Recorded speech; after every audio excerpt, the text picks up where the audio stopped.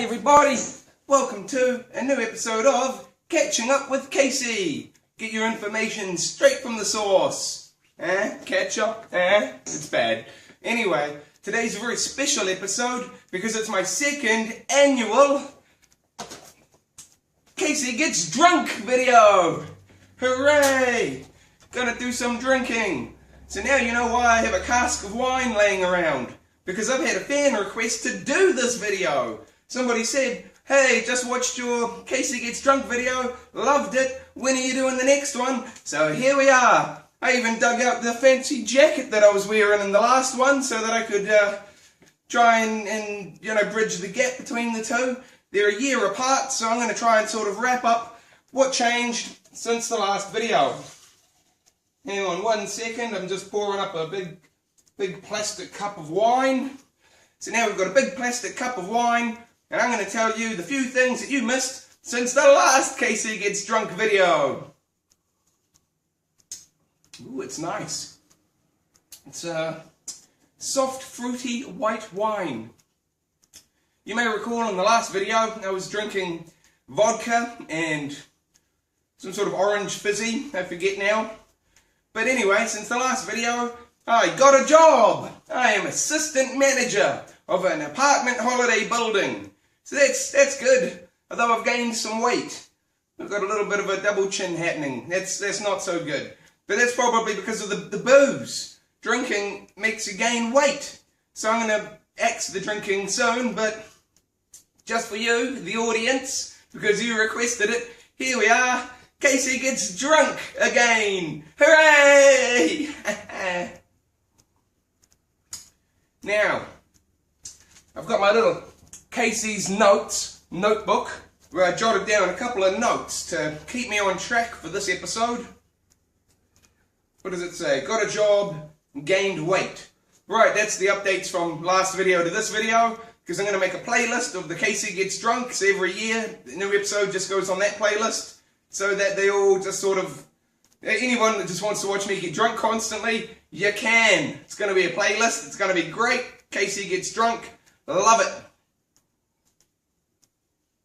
Ooh. There's a big mouthful. Right, what does it say here?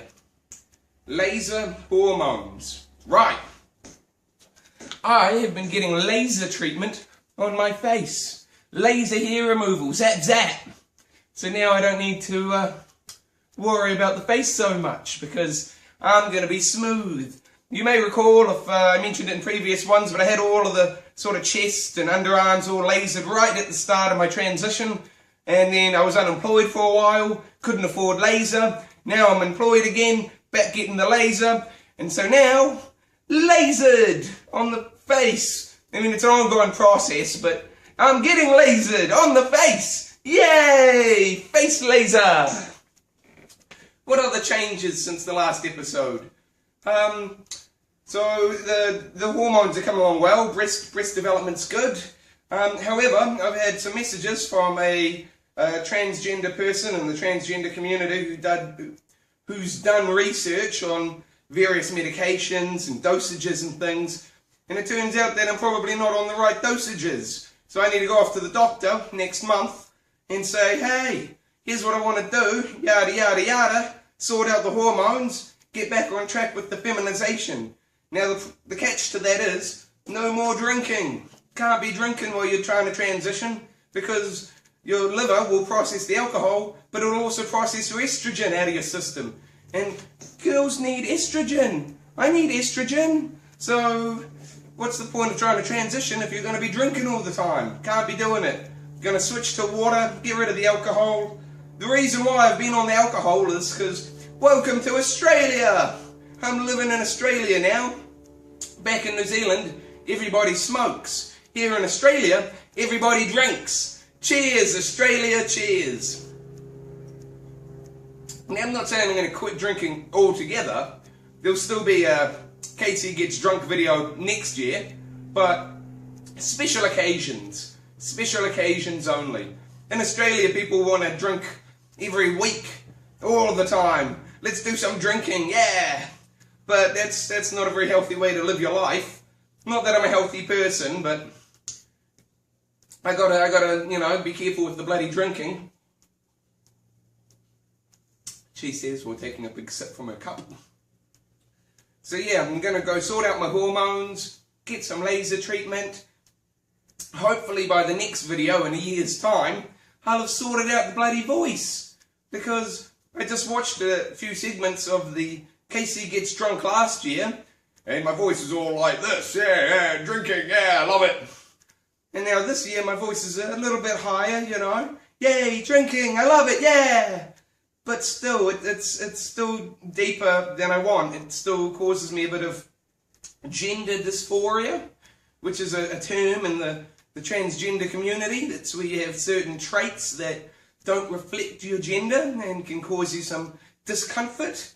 And I know I certainly don't feel comfortable sitting around, hey mate, yeah, good, oh yeah, let's have a drink, yeah. No, horrible. Want the nice girly voice. Want to sound like a nice little girl. And there's nothing wrong with that. Oh, update since the last video. Got my ears pierced. Hooray! I finally overcame my needle phobia and went and got the blooming ears pierced. Hooray! So, various progress is being made on the transition. Have another drink. What else have I got on my paper? Right. Why being trans can suck. Oh yeah, I was reading on the trans forum on the Facebook. I'm part of a transgender support group, and somebody made a comment about how YouTubers and sort of social media influencers and stuff, they make being transgender seem like it's this big, spectacular rainbows and unicorns. Oh, it's so much fun. It's great. You get to have boobs. Yeah. But it's not. It's not all of that. I mean, it is. It is that. But it's also, it can suck. Transitioning is hard. It's difficult. You might know I was unemployed for like a year, and I applied for jobs. Now, I'm not saying that being trans made it more difficult to get jobs, but, I mean, something made it more difficult to get jobs, and people do seem to have some sort of stigma about transgender people. I mean, the post I read that said transgendering is not so pretty, it was about like, it's one of the loneliest things you can do. It's one of the hardest things you can do. People don't seem to quite understand trans stuff. I mean, people seem to still have these ideas like transgender is a choice, and that you made the decision, or willy-nilly, oh, I'm going to go and be a girl, oh. But it's not really. I was always a girl, and I had to release that, because if you live a lie, you're never happy. So you gotta live your truth. Audience, live your truth. And the other parts of it is like, you lose people. I had a lot of friends growing up, what they call cis males, C-I-S, cis, and that means somebody that's, they associate with the gender that they're born as. So they were born male, but they also believe they are male, and that's, they call that cis. So I had a lot of cis male friends growing up who knew that I felt that I was a girl on the inside, and they knew I was doing girly things behind closed doors, and sort of cross-dressing and, you know, trying to live out this female existence to the best of my ability when I was young and sort of in the closet because my parents didn't approve. And they didn't seem to care at the time. They didn't seem to mind. I mean, even some of them were kind of into it.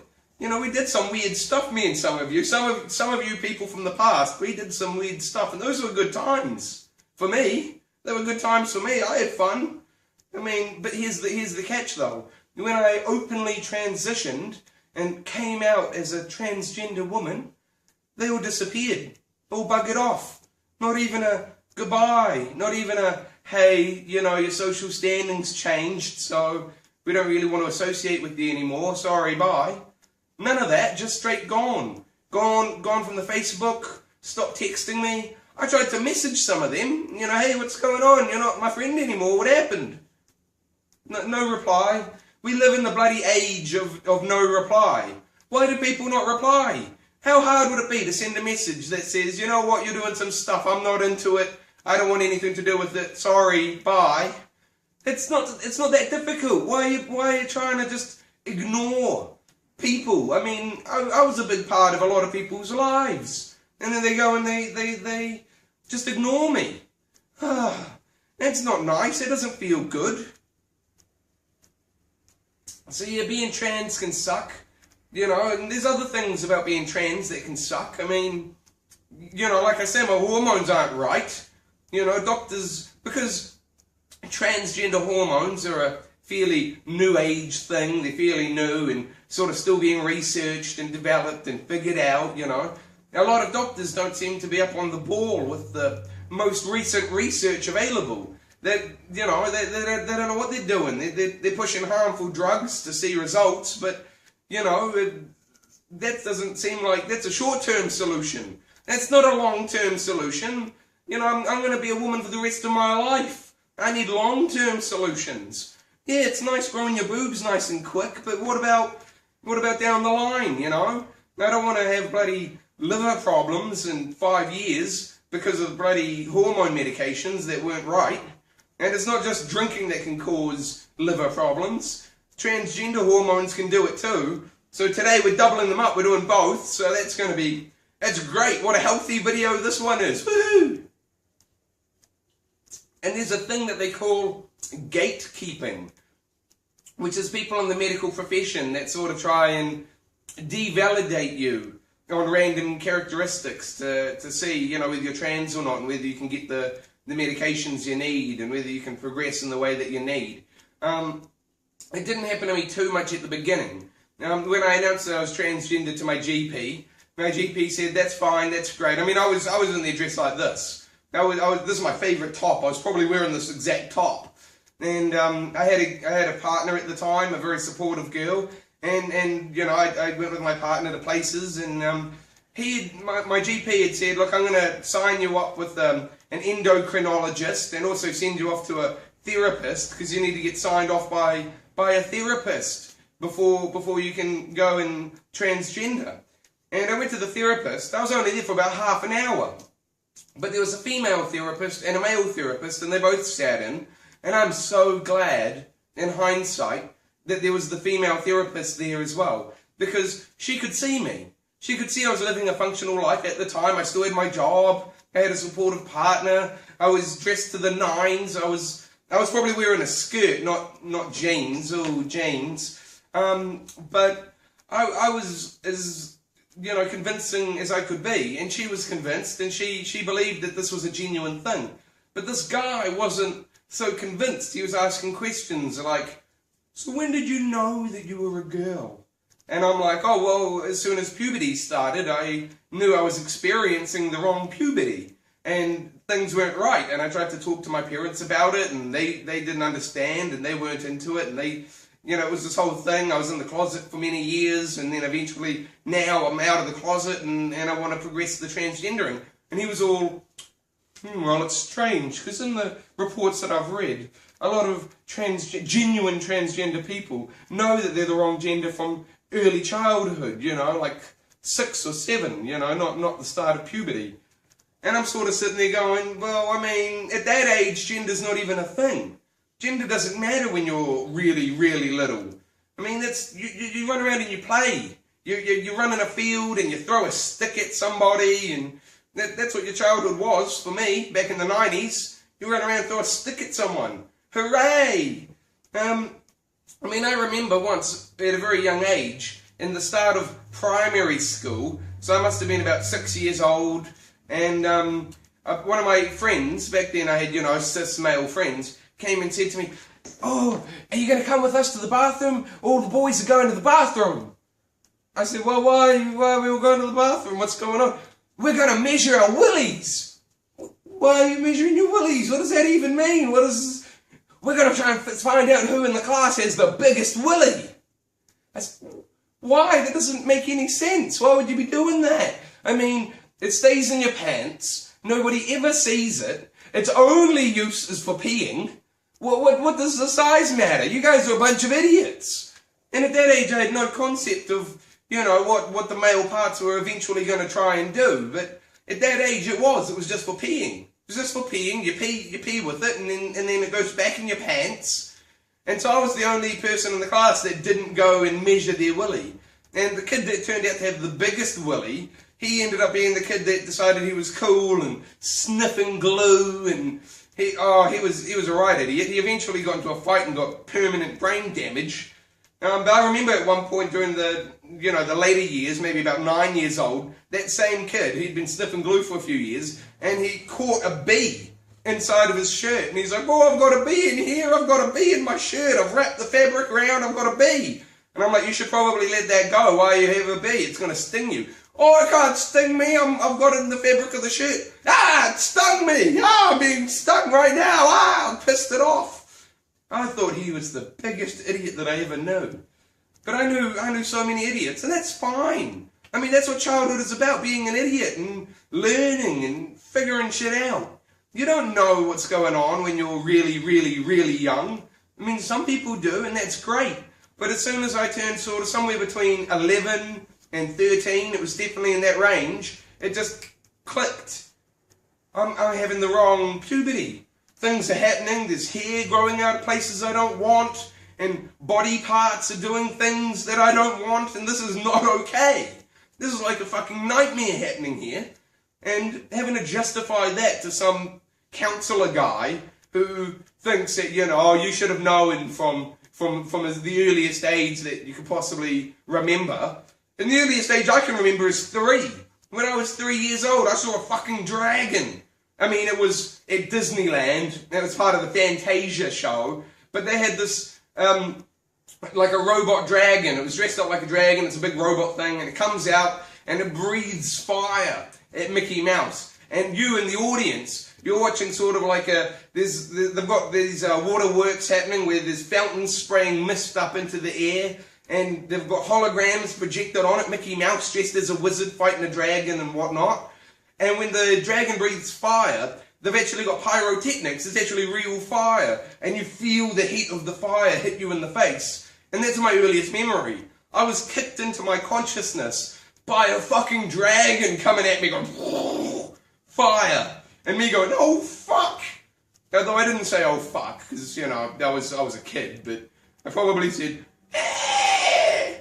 because that's what fucking kids say. Anyway, this video's got swearing in it now, because apparently the alcohol's already kicking in. But yeah, gatekeepers are a little bit dodgy, I remember at one point, speaking to a trans friend of mine, who had discussed my medication with me, and my endocrinologist had left. She was gone. She'd given me all my hormones and stuff, and seen me for about a year, and then she left to go study how to be like a psychologist or something. And some new fella took over. And I had to go and see this guy to sort out my medication. And I said to him, look, I want to increase this medication, and I want to swap that medication with this medication. And he went, no, not doing that. Well, maybe if you batter your eyelashes at me sweetly. And I did. I was all, oh, please, doctor, can I get the right medication? And he was like, okay. I mean, that's some weird shit. That's bullshit. That doctor should be fucking done for that. I mean, I never filed any complaints. I never told anybody about it. I was just happy to get my medication. But that sort of shit happens to transgender people. And that's not okay. That's some right up creepy doctor bullshit right there. So yeah, being a trans can suck sometimes. You lose friends, you lose jobs, you get creepy doctors that potentially want creepy things to give you the medication and treatment you deserve. You have to justify your existence to them. Oh, it's a load of bloody bullshit, I swear to God. I mean, I'm a person, and you're a person. Why can't we all get human rights? I'm not an advocate for trans rights. I don't believe in trans rights. I don't believe in women's rights. I believe in human rights. You're a woman. You're a human. You're a man. You're a human. You're a transgender. You're a human. Yeah, I'm a human, I believe. I mean, some people might be lizard people, but I mean, they're disguised like people, so you can't really know. But I mean, the point is, people are people. And they all deserve the rights of people. It's ridiculous. It's a crazy world we live in. And for some reason, trans people are getting the bunt of it at the moment. I've been on the transgender forums, and a lot of the people there are from America. And I love America. I love America with all my friggin' heart. I'm a patriotic girl. I was about 13 when I discovered that New Zealand is not a part of America. For some reason, I lived my entire childhood thinking I was in America. Because I was raised by the internet and American television. And, you know, American television is very patriotic, you know. And I find out, we're not even in America. What is this? And that blew my mind. That was one of the first times in my life that my world shattered around me. It just broke to pieces. And I loved America, and I always planned to eventually move to America. But then I hear about all the stuff that's going on in America at the moment, and I hear from a lot of my trans brothers and trans sisters, all of the discrimination that they're facing and the abuse that they're receiving, and I think, what happened, America? I loved you. I mean, I'm in Australia now, and I was in New Zealand before, and I'm still the only person I know that celebrates July 4th, because I believe in freedom. I believe in freedom, and therefore, shoot fireworks on July 4th. Make a big fucking bang. You know, freedom is for everyone. Freedom isn't just for the Americans. People think July 4th is an American holiday about the founding fathers and all of that. No, the spirit of July 4th is freedom. And you deserve freedom. And I deserve freedom. And that's why every year we'll try and acquire fireworks and launch them off on July 4th. Because even though America seems to be having all these problems right now, I have faith that eventually freedom and intelligence and acceptance will overcome whatever craziness is going on there at the moment. But I really do feel for my trans brothers and my trans sisters that are facing ridiculous levels of discrimination. You know, there's this whole bathroom debate about what bathroom you should use. Why can't you just use the bathroom you want to use? People are using the bathroom to go to the bathroom. I need to pee sometimes. I need to poop sometimes. I need to touch up my makeup sometimes. What, I'm going to do that in the men's room? No. Oh, I'm going to touch up my makeup in the women's room. Or at the very least, a unisex bathroom. Or a disabled handicap bathroom. I mean, I'm not disabled, but the bathroom is there for those that need it. And if you really need the bathroom, what does it matter what bathroom you're using? If you need to go to the bathroom, that's a human urge. Everybody poops. That's a human right. You have the right to poo. And you should be able to poo in a place where you feel safe. And so I don't understand this whole bathroom issue. It's ridiculous. Oh my God. Right, time to top up the wine. Bathroom issue. Dealt with. Making progress here, people. We're making progress. We're changing the world with this video. This video is going to go viral. It's going to change the world. People saying guys. It's in the notebook. People saying guys when they mean a group of people. Not cool. I'm going to get into that in one mouthful.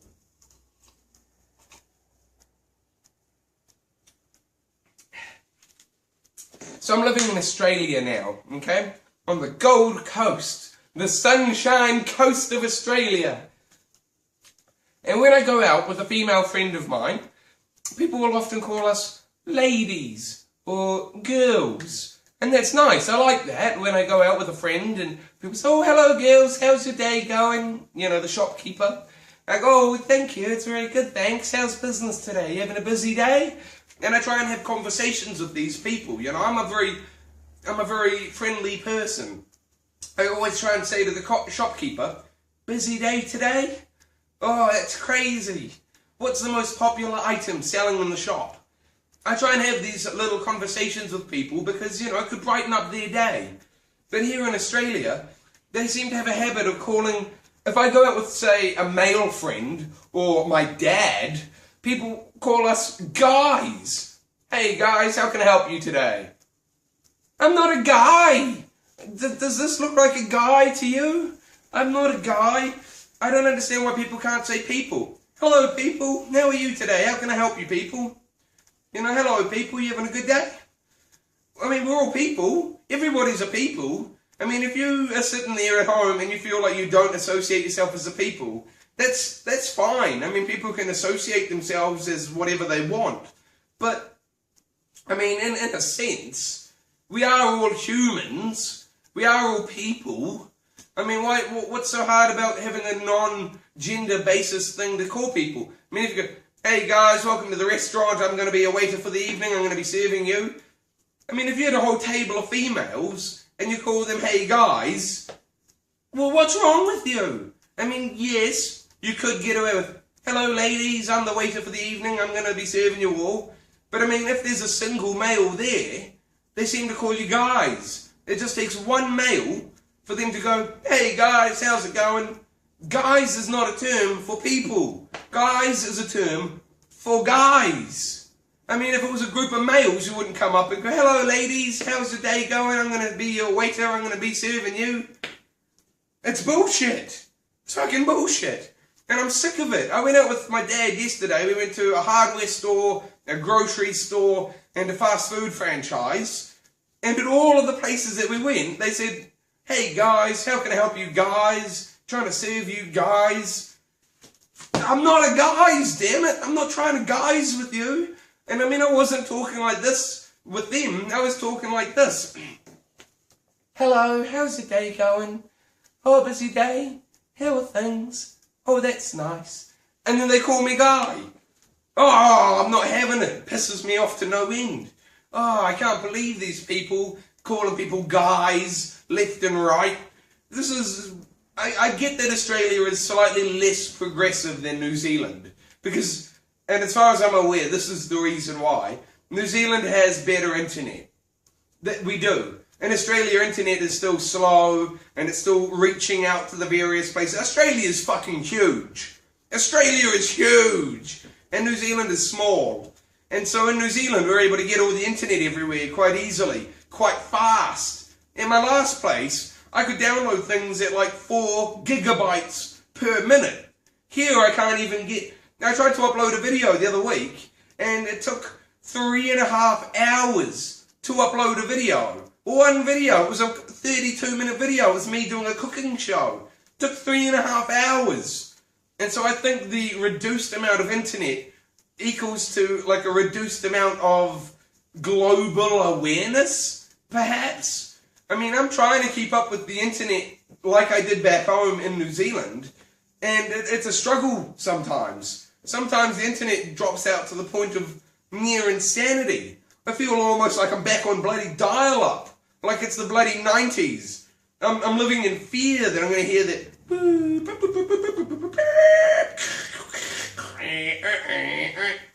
And it just drives me insane to think that I might hear a dial tone.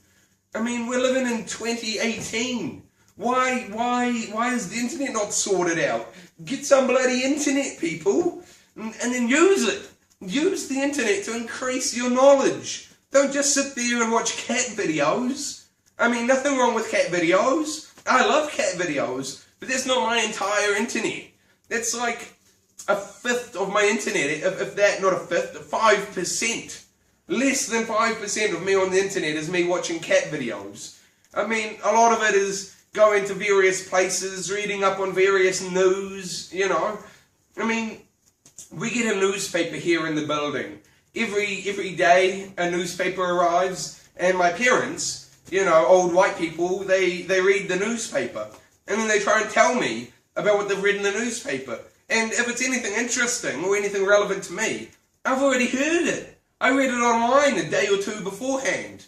Before the newspaper gets the information, prints the information, and sends the information here, it's already on the internet.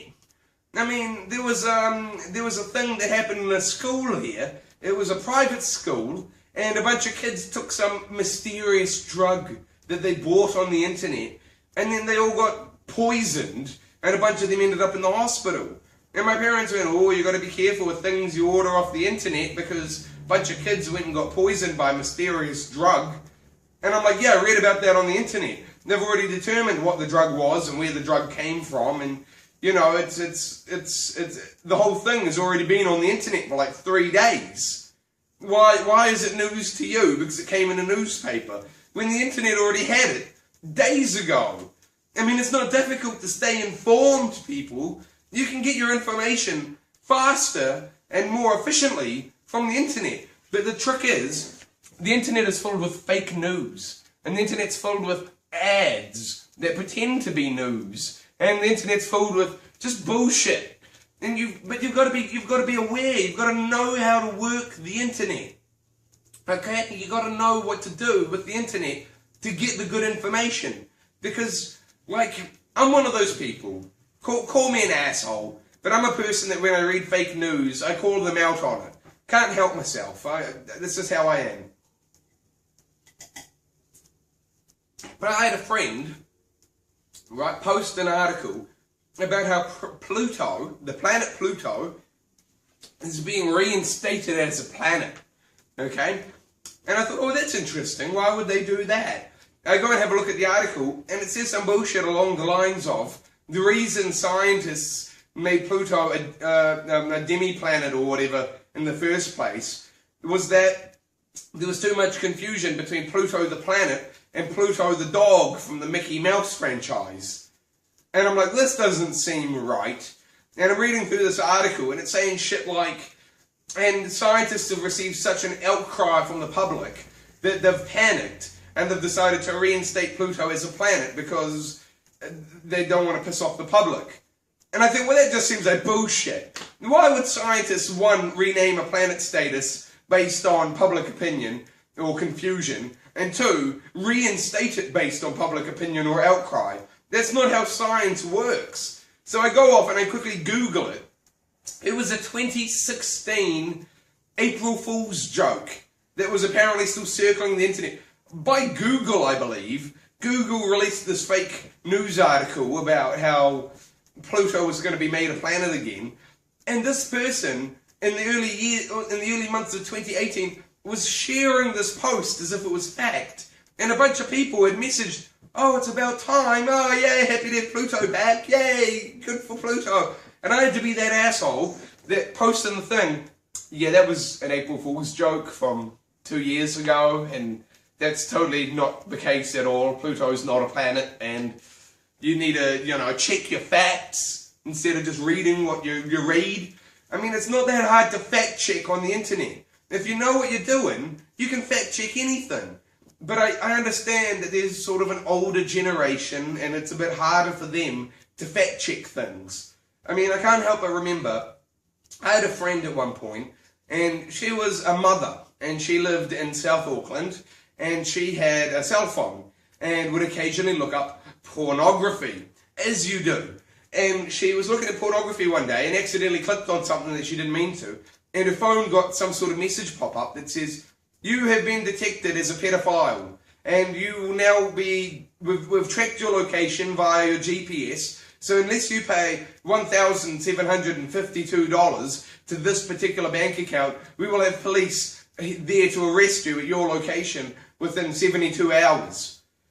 And she panicked, and she actually went to the police station and turned herself in. She showed up with her cell phone in hand and said, look, I'm really sorry, I was looking up porn, and I must have clicked on something by mistake. I don't know what it was, but I clicked on it, and my phone says I'm a pedophilia, and I'm not a pedophilia, I have children of my own, and I'm in tears, I'm crying, and I can't pay $1,752, so, and the cops openly laughed at her.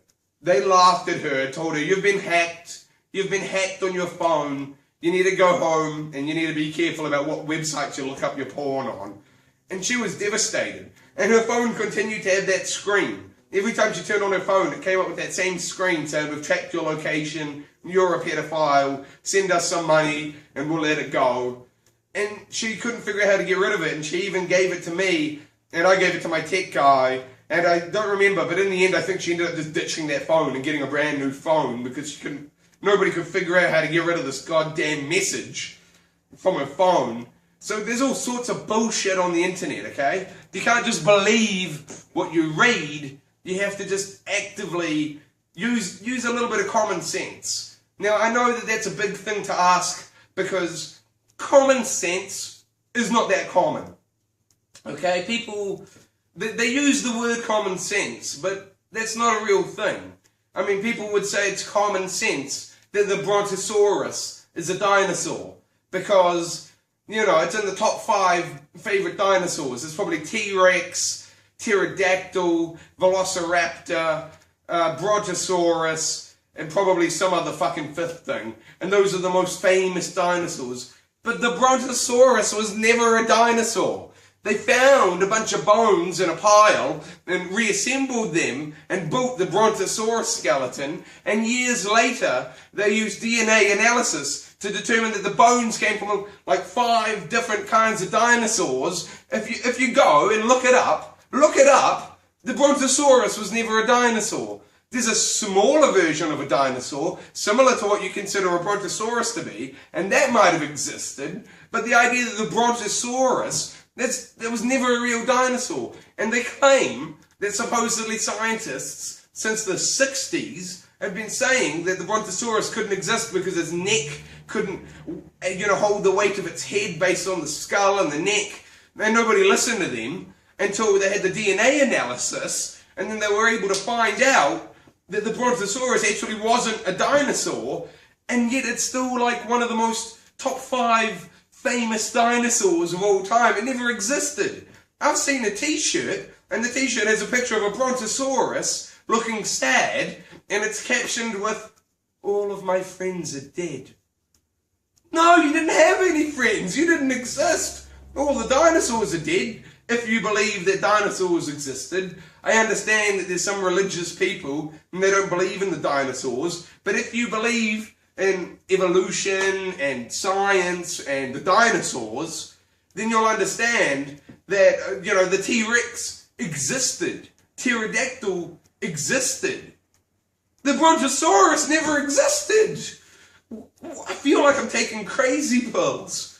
But that's how the internet works. There's people on the internet that will adamantly tell you that the Brontosaurus was great.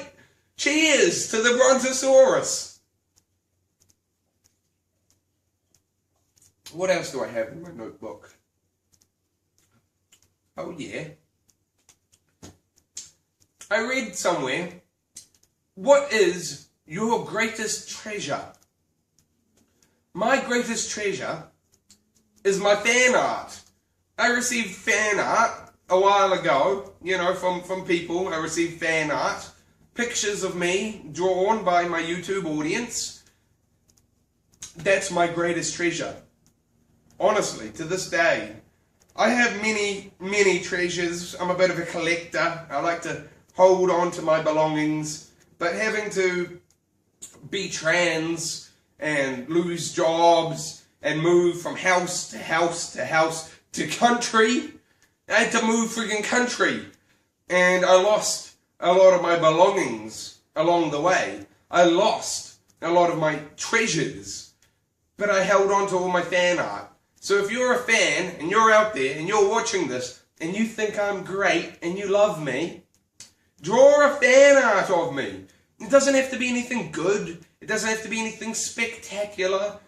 But anything, any fan art is important to me because it embodies the essence of how a fan views me, or a situation that a fan has envisioned me in, or just a level of respect and admiration from a fan. And to me, that's one of the greatest motivators in the world. Receiving fan art is probably, to me, at this moment in my life, as valuable as receiving money. I mean, if you want to send me money, feel free. I mean, every money that you send me will either go to 1, equipment to make my YouTube videos, or 2, transitioning, you know, going from male to female is not easy. It's not cheap. But I'm trying to find a way. I'm trying to have a job, and I'm trying to have, you know, people in my life that are willing to support me and help me to get there. But that's not easy, that's not cheap. But there's also the emotional level, where emotionally, fan art is one of the most valuable things in my life. hang on, there's some sort of crazy noise. Some sort of aeroplane flying overhead. Why are there so many aeroplanes and helicopters around the bloody Gold Coast? I swear helicopters and aeroplanes fly by every day. Every day. There's a weird one of those that's like a plane and it turns into a boat, lands on the water, turns into a boat, and it makes a bunch of noise. Or is that a fucking motorcycle? Because sometimes the motorcycles go by as well. And I'm sick of it. When I'm trying to film, I don't want my audience listening to the background always going, oh, what's that noise going in the background? Stay quiet, get a quiet vehicle, and mind your own business. God damn it with this noise. But fan art is my greatest treasure. So if you would like to send me a fan art, feel free to message me on YouTube or Facebook or just mail it to me. If you're smart and you're a true fan, you can figure out where I am. It's not a total secret. I haven't mentioned my location since moving here, but if you're really, really, really smart, you can look through my YouTube history and you can find old videos. And in one of the old videos, I reveal where my parents went. And if you figure out where my parents went, you'll figure out where I am now, because I moved in with my parents. So I mean, yeah, I'm assistant manager of a building, but I'm living with my parents. So that sucks. So since the last video, I was unemployed, I was fairly thin, and I was living on my own, doing my own thing. Now I'm employed, gained a bit of weight, and I'm living with my parents. Now look, I don't have a problem with my parents. They're alright. They're old white people. So I mean, you know, they have their flaws, but they have their perks, and they're nice people. They're good people. I mean, I don't have anything to complain about, but I know that it's difficult for them to comprehend the transgender stuff. I mean, I feel like I have to jump through hoops at times to make them understand what it's like to be me. An example would be, my mum has her own private bathroom, okay? Me and my father share a bathroom, okay? Now that's fine. But one day, me and my dad are in the lounge, and my mum comes out and she says, now look, you two need to take more care when you're using the bathroom. You need to keep an eye out, because one of you has peed on the floor. One of you tried to pee into the toilet and peed on the floor. You know, there was like some dribble or some splashback or something, peed on the floor. And I said, it wasn't me, because I sit down to pee. And she said, what? Every time? I'm like, I'm a girl. Yes, every time, of course. I sit down to pee. I've been sitting down to pee for years. It would be weird for me to stand up and pee. And she goes, oh, well, I mean, you've got the bits, so of course you could use them. I'm a girl. I don't want to have the bits. I didn't mean to have the bits. I would have transitioned in my teen years if I could. I wouldn't have these bits if I didn't have to have these bits. But I mean, you know how much money it costs to change your bits? It costs a lot of money. Thousands of dollars to go to Thailand and change your bits. And I'm going to do it when I get the money and the time. They told me I can get the op as early as the 1st of the 1st, 2019. But I'm not going to have the money by then, unless all of you, the audience, start sending me money, like thousands of dollars of money, or I get a new job, or I get some sort of rich, wealthy, you know, donator, benefactor, boyfriend, whatever. Where am I going to get the money to pay to go to bloody Thailand and change my bits? And the reason I choose Thailand is because Thailand is the #1 sex change operation location of the world. Do you know who is #2 with the highest sex change operation amount of the planet? Iran. In Iran, they believe that you can be born in the wrong body. And if you go to the government of Iran and tell them, I'm born in the wrong body and I need to go and become a woman because I was born a man but I'm not a man, I'm a woman, they will actually pay for up to half of all of your surgeries, and they will acknowledge your associated gender on your birth certificate. They're the second highest amount of gender reassignment surgeries per year since like 2006. So if you are sitting around, say in a country, I don't know, for example, let's say America, and you believe that, I don't know, gender dysphoria is a mental disease and transgendering is wrong or morally questionable and you're not for it, you're being more ignorant than Iran. How does that happen? How is my favorite country, America? I love you, America, I really do. You're my fucking favorite place. So how are you being more ignorant than Iran right now? This is some fucked up shit. Iran is doing better than you are. Sort out your shit, America. This is some fucked up crap.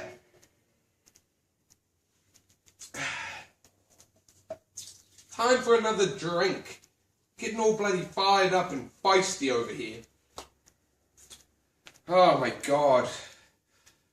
But yeah, that's true. If you don't believe me, look it up. Seriously, go look it up. Just type in transgender history on Google and it'll bring you up to a Wikipedia page, because Wikipedia is a bloody reliable source of information, and it'll tell you that gender dysphoria has existed since the ancient Greeks and the ancient Romans, all the way through to today's timeline, where Iran, since 2006, does the highest amount of gender reassignment surgeries per year. I mean, it's crazy to me that white culture hasn't caught up. In island cultures, Asian cultures, even in bloody India, it seems like this stuff is more accepted and understood than it is in white culture, Western white culture. I mean, I'm not... Oh, my video recording software reached its limit.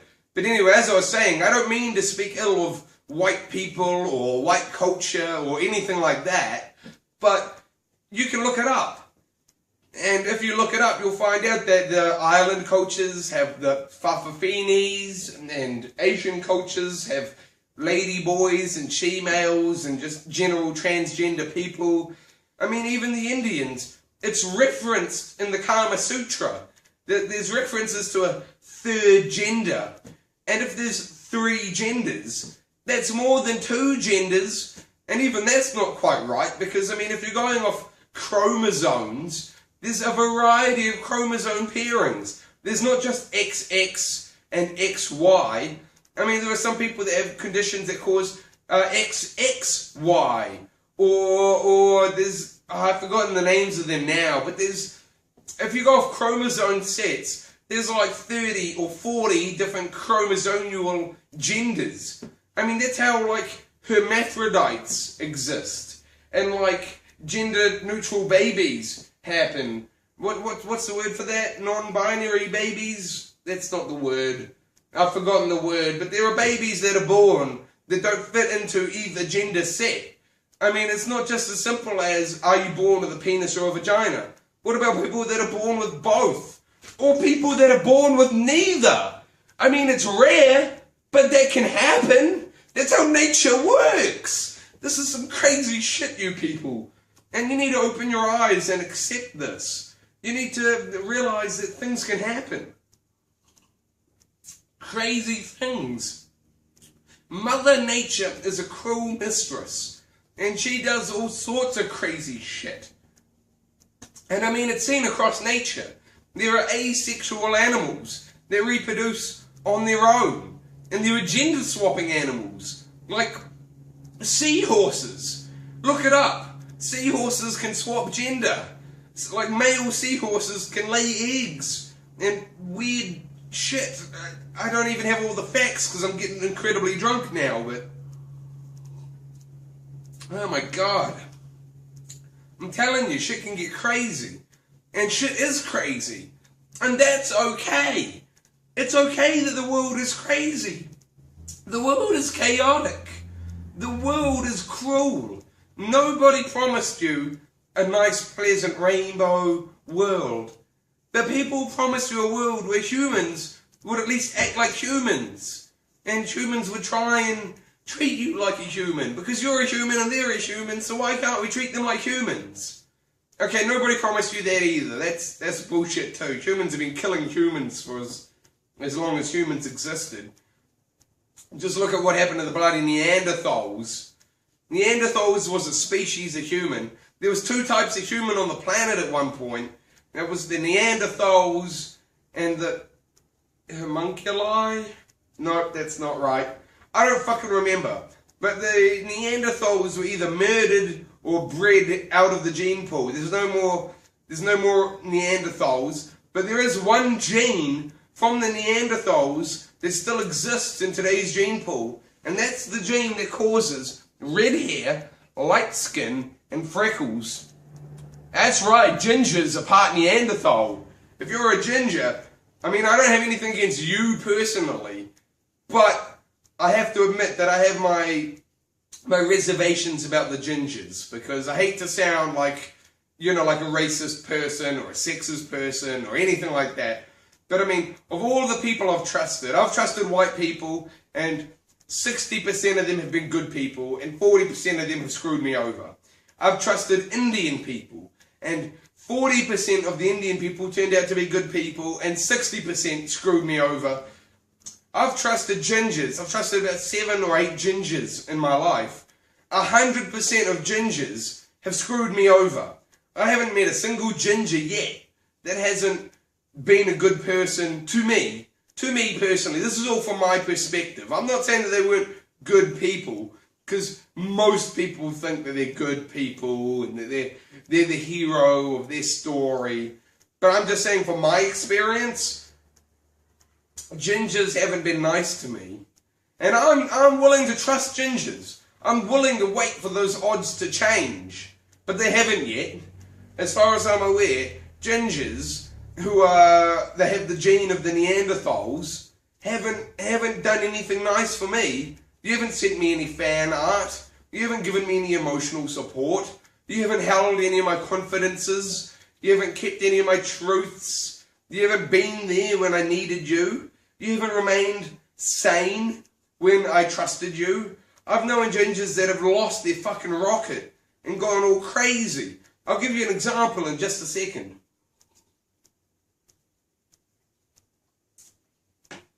Okay.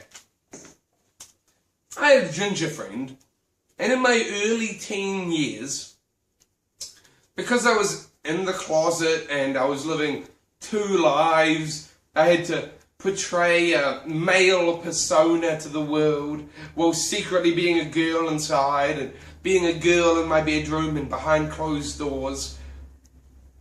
I had this ginger friend, right? Okay, it's fine. And I trusted him, and I told him everything. And he took advantage of me, and that's fine. I had all sorts of friends take advantage of me for this and that. But here's the thing. I personally had fallen into drug addiction. To deal with being in the closet and dealing with the double lives, I fell into drugs. Okay? I eventually got caught by my parents and sent to rehab. But before all of that, I was into the drugs. And I had a friend who was also into the drugs, and he said he was going to treat me like a guru, like a sage, and that I was going to teach him the way. And this motherfucker never listened to any of my advice ever. Like, one of my main advices was, don't hassle the public. If we're out and about in public and we decide to do drugs, we sneak away, we do it quietly, we mind our own business, we don't draw attention to ourselves, we don't make a scene, we just quietly exist, okay? But this motherfucker, I swear to God, one time I was with him, and a guy walks by carrying a pizza, and this guy says to that guy, oh hey, what pizza you got there? What's that pizza over there? And the guy's like, oh, I don't know, it's pepperoni. Oh, yo, pepperoni, you gotta give me a slice, bro. Come over here and give me a slice of that pizza. And the guy's like, oh, nah, man, this is for me and my girlfriend. I'm taking this home to the girlfriend. Me and her are gonna eat this pizza. And he's like, yo, your girlfriend don't need to eat all that pizza. Bring it over here and we're gonna eat this pizza together. And the guy's like, no, dude, fuck off. And walks away. And I'm sitting there like, dude, why did you hassle that guy? That guy was just trying to take his pizza home to his girlfriend, and you're sitting over here on a fucking park bench in public, yelling at a stranger in public, demanding a piece of his pizza. Oh, bah, he didn't eat all that pizza. I should have had some of that pizza. No, you shouldn't have had any of that pizza. He was minding his own business, and you want some of his pizza. That's crazy. You gotta stop doing this shit. Anyway, by the way, this guy was the whitest guy I've ever known. He was whiter than me. And I'm very white. I had a dungeon tan for many years, and I was proud of that. And this guy was whiter than me. And he talked like he was like a thug. Like some sort of black person. Okay, I'm not using that racistly. I was the only white person that was allowed on the Black Power Street back in New Zealand. There's a street in South Auckland it only has 6 houses on it, and all 6 houses are owned by Black Power members, and I was the only white person that was allowed there. I befriended, because when I went to MIT, it turned out because, again, in my teen years, I was into drugs, and I was also well off, you know, with rich white parents, and I provided drugs to anyone who was my friend, and there were these 2 girls that were my friends, and they smoked drugs off me every day for like 6 months. Anyway, long story short, I eventually got invited over to one of their houses and showed up on a Black Power street, and her boyfriend was out on his porch with a couple of, you know, fellas of, I don't know, I think they were Islanders, possibly Maoris, which is the New Zealand natives, and they saw me coming, and I was this white guy wearing a suit. I used to wear the same suit every day, because why would I wear any other clothes when I didn't believe that I was a male? I didn't believe in male fashion. I didn't care about male attire. So I just had like 20 copies of the same suit. So every day I'd wear the same suit. And I buttoned up for work, I was wearing my suit, and I got off work at 9 p.m. And this girl had texted me at like 6 p.m. and said, hey, come over to my house after work, we'll do drugs or whatever. And I'm like, okay, that sounds nice, I'll do that. So I show up at the house, I've used my cell phone and done the GPS, and I'm showing up at the house, I drive up and I park, and I'm wearing the suit, and I'm this white person that appears to be a male, and I'm looking at my GPS, I'm looking at the house, and I walk up and there's a bunch of fellas all sitting out on the porch, and they start coming over, and I'm like opening the gates, and they've got these pit bulls, like these Rottweilers, you know, big dogs. They've got these big dogs that are all aggressive, and I'm sort of like, oh, hello, good boy, you're a good boy. And one of the guys says, what do you want? And I'm like, oh, hello, I'm just here to see my friend Lena. I'm just seeing Lena. What do you want with Lena, oi? Oh, I'm just seeing Lena tonight. What the fuck? And he starts walking towards me real menacingly like, and all of a sudden a window opens on the side of the house, and Lena leans out. Oh, babe, that's my friend Jesus. I'm just telling you, remember Jesus coming by? By the way, back then I used to have this huge beard, and people in South Auckland used to call me Jesus, because I showed up in a suit that was kind of raggedy. I mean, it was kind of like a taffy suit. I had this huge beard, and I was a heavy drug addict, and I used to preach understanding and peace and love for all humans, and so they called me Jesus. And this guy was like, oh, babe, oh, that's Jesus right there. Oh, true. Oh, fuck, I'm sorry, bro. I straight up, I thought you was just some fella. I was gonna straight up gank you in the face. And to this day, I still don't know what gank you in the face means. That if I had to guess, I'd say he meant like stab me or like punch me. I don't know. But the long story short is that I ended up in a room with his father, who was the father of my friend as well, and he's all, oh yeah, my name is Dad G, you know, I kind of run this street, and we're sort of like a Black Power street, but I hear that you've been real nice to my daughter and her cousin, and that you are like their good friend, that you're Jesus, you are Jesus, and then my son, he's trying to gank you up in the face. No, it wasn't his son, it was his son-in-law. It was the daughter's boyfriend anyway. Yo, I heard he tried to gank you up in the face. I gotta say, I'm real sorry. That's not okay. You're Jesus. Can't be having that. Look, if anybody ever gives you any trouble in this neighborhood or on the street, you tell them that Dad G sent you. Because I'm Dad G and I run this street. And I'm like, oh, okay. Thank you. Can I go see my friend yet? I mean... And long story short, for a good 2 or 3 years, I was allowed on the Black Power Street. And I was the only white person allowed on the Black Power Street because Dad G gave me permission. Because, one, I was nice to his daughter and the sister's daughter, who I actually dated her for a while. That's a whole nother fucking story. Me and this girl, we dated for a while. That was some crazy times. But anyway, and then the daughter's boyfriend tried to gank me in the face, and he felt so embarrassed by the whole thing that I got permission to go to the Black Power Street. But the problem was, anytime I pulled up there, I'd pull up in the Black Power Street, I'd get out of my car, I'd walk off, and a bunch of guys would walk around my car, and they'd look in the windows of my car and stuff, and then they'd go and they'd talk to Dad G, and they'd whisper in his ear, and Dad G would sit me down and go, oh, yo, Jesus, you haven't cleaned your car. I'm your Dad G. You gotta listen to me because I'm your Dad G. Clean your fucking car. And I'd try and clean up my car before I even went to that street because I didn't want Dad G to get all on my case.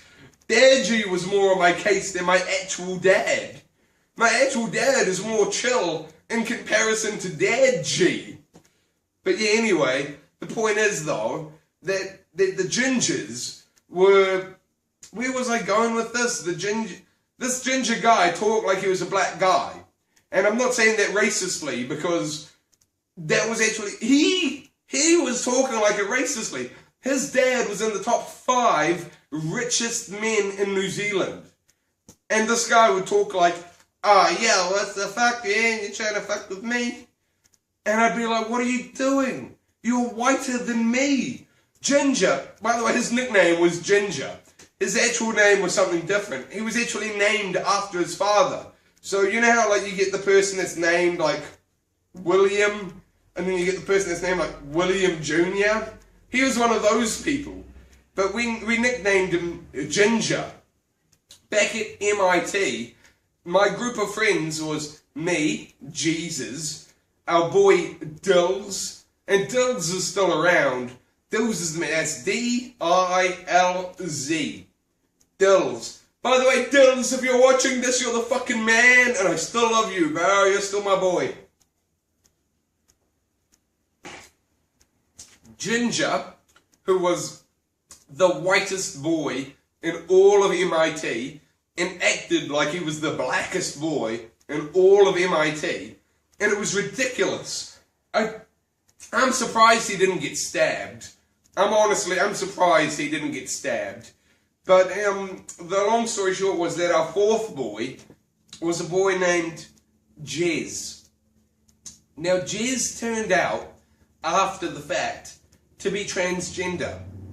Female to male, okay? Born female, but believed he was a man on the inside. And Jez was, and I'm standing by these statements right now, okay? Jez was the toughest motherfucker that I ever knew. Okay? If you're a real man and you're born a man and you're a real man, you're not half the fucking man that Jez was. Okay? Jez was one tough South Auckland little boy. And there were rumours in the class. We had a girl in the class called Siobhan. And Siobhan would always say, I knew Jez back when he was a girl. He's actually my friend's little sister, and she decided she was a boy and tried to act like a boy and took, you know, hormone medication and thinks she's a boy, but she's not a boy. She's actually a girl, and blah blah blah. And I never listened to that because I was Jesus, of course, at the time. I had this huge beard and I was on drugs, and I believed I was Jesus. Not Jesus, the deity, Son of God Jesus, but people called me Stoner Jesus. And I was Stoner Jesus. I mean, I was. I mean, there's no denying that. I'm not that person anymore. I haven't been that person in a very, very long time. But there was a time when I was Stoner Jesus. And so I was accepting of all people. And I accepted Jez as a male. Now, the story with Jez, J-E-Z, was that Jez, in the class that we were in, we had a teacher named Giuseppe. And Giuseppe reckoned that nobody could pronounce his name correctly. He told everyone to just call him G. Just call me G, because you can't pronounce Giuseppe. And I was one of the only students that actually made the effort to pronounce his name. His name was Giuseppe, so I called him Giuseppe. But anyway, Giuseppe always called Jez Jezebel. And Jez would get so fucking angry. Jez would be like, my name is Jezebel, and I'm a woman, and I'm Jezebel. And he'd be like, yeah, sure thing, Jezariah. And at the time, I thought it was some sort of weird inside joke between the two. And it occurred to me, because I'd heard Siobhan talking about how Jez was transgender, and I'd heard the teacher calling Jez Jezebel, that maybe Jez was born a female. But that never really sunk in, because one, I was on drugs, and two, what does that even matter anyway? But I did happen to notice that Jez never used the urinal. In New Zealand, or most places on Earth, if you're a male and you use male bathrooms, there's a urinal, which is either a little circular thing that you can pee in, or like a metal fucking grate, where there's a bit of a metal thing on the floor and a metal thing on the wall, and you just pee on that. But whenever me and Dills and Ginger would all walk into the bathroom and pee on a urinal, Jez, every single time, would use the toilet stall. You know, you go into the stall, you close the door, you pee, you do whatever you got to do. And that didn't really sink in. But here's the kicker to the whole Jez story. Okay? On our last day of MIT, me, Dills, Jez, and Ginger all made a pact. No matter what happens, no matter what direction we go at the end of MIT, we're all going to remain friends, we're all going to remain boys forever, okay? We're a tight-knit group, and we're going to remain a tight-knit group forever. And that's going to be that. And I agreed to that, and we all agreed to that, and we went off, we left MIT, and I barely heard from any of those people again. I mean, I heard from Ginger briefly, but I didn't hear from Dills for a while. I didn't hear from Ginger for a while. Oh, I did hear from Ginger. Ginger was the only one, because he wanted drugs. And who else would have drugs but Stoner Jesus? I didn't have drugs. I was never a drug dealer.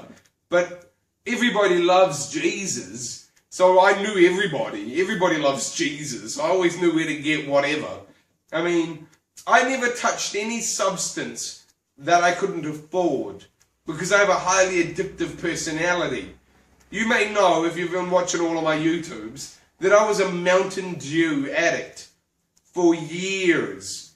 I mean, like a 1.5 litre bottle of Mountain Dew per day since about 7 years old to about 24 years old, because I loved caffeine.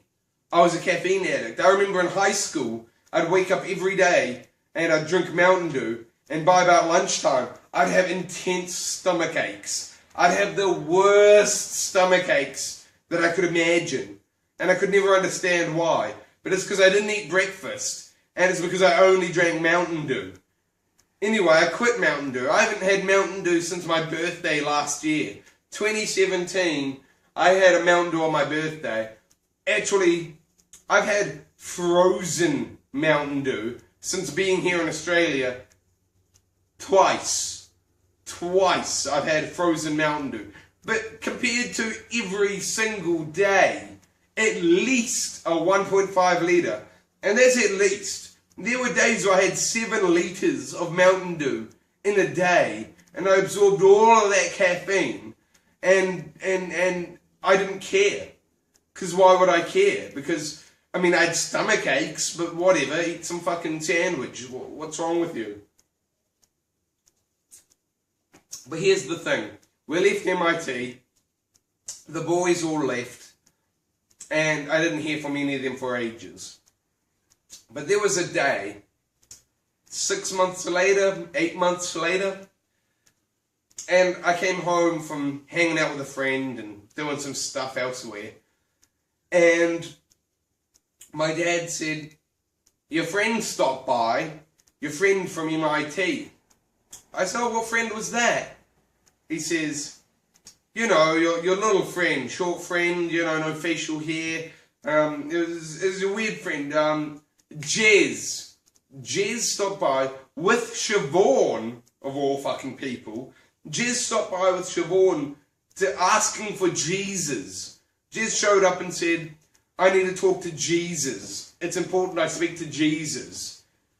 And I said, Jesus wasn't here. And so your friend wrote his name and phone number with a vivid, which is like a permanent marker, on a plank of wood. On a fucking plank of wood, Jez wrote his name and his number, and then gave it to my dad and said, when Jesus gets home, tell Jesus to call me. And my dad tells me that and hands me this plank of wood.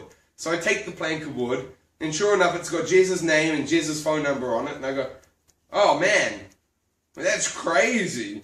What a fucking nutcase. He wrote his name on a fucking plank of wood. That guy's such a badass. What a weirdo. Anyway, and I put that plank of wood on a shelf in my room. I just put it on a shelf. And 6 months later, I hear that Jez has killed himself. Jez is dead. Jez died. Suicide.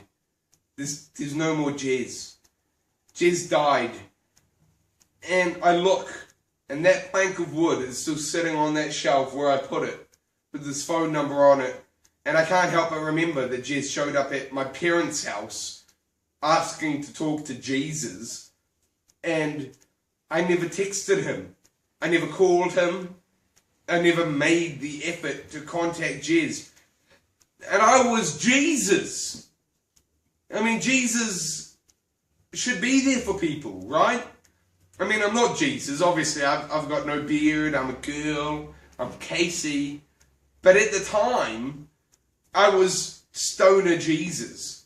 And Jez came to Jesus. And it occurs to me in hindsight that that was a cry for help. And I wasn't there. And I didn't help. And Jez died. And after the fact, I found out that Jez was in fact born Jezebel, not Jezariah, and was transgender, and had all of these issues, and it was a hard life for Jez. And I, as Jesus, I just wasn't there. I wasn't there for Jez. And I've tried to change since then. If people message me now, and they're looking for help, even if they're fucking strangers. If you're a stranger and you message me, I will ask, oh, hello, you added me as a friend on whatever website. Can I ask what your interest is in me? And if it turns out their interest in me is that they want advice, or help, or spiritual support, or emotional support, I will be there. I will try and help you in any way that I can.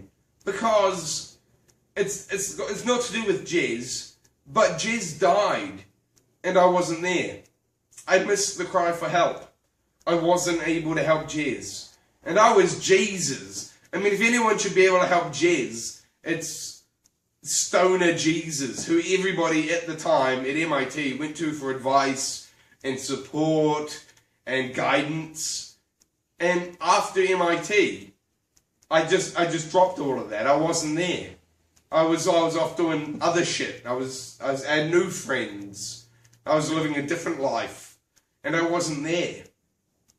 But finding out that Jez had died was really a heavy point in my life. But here's the thing. Ginger, and by the way, I'm circling back to this, in the theme of my first Drunk Casey podcast, I'm going to finish every story I start telling, regardless of how drunk I get while telling it. Which is actually pretty drunk at this point. I'm feeling that fucking alcohol already. Oh my God. Jesus. Anyway, Ginger eventually went and impregnated a woman. Okay?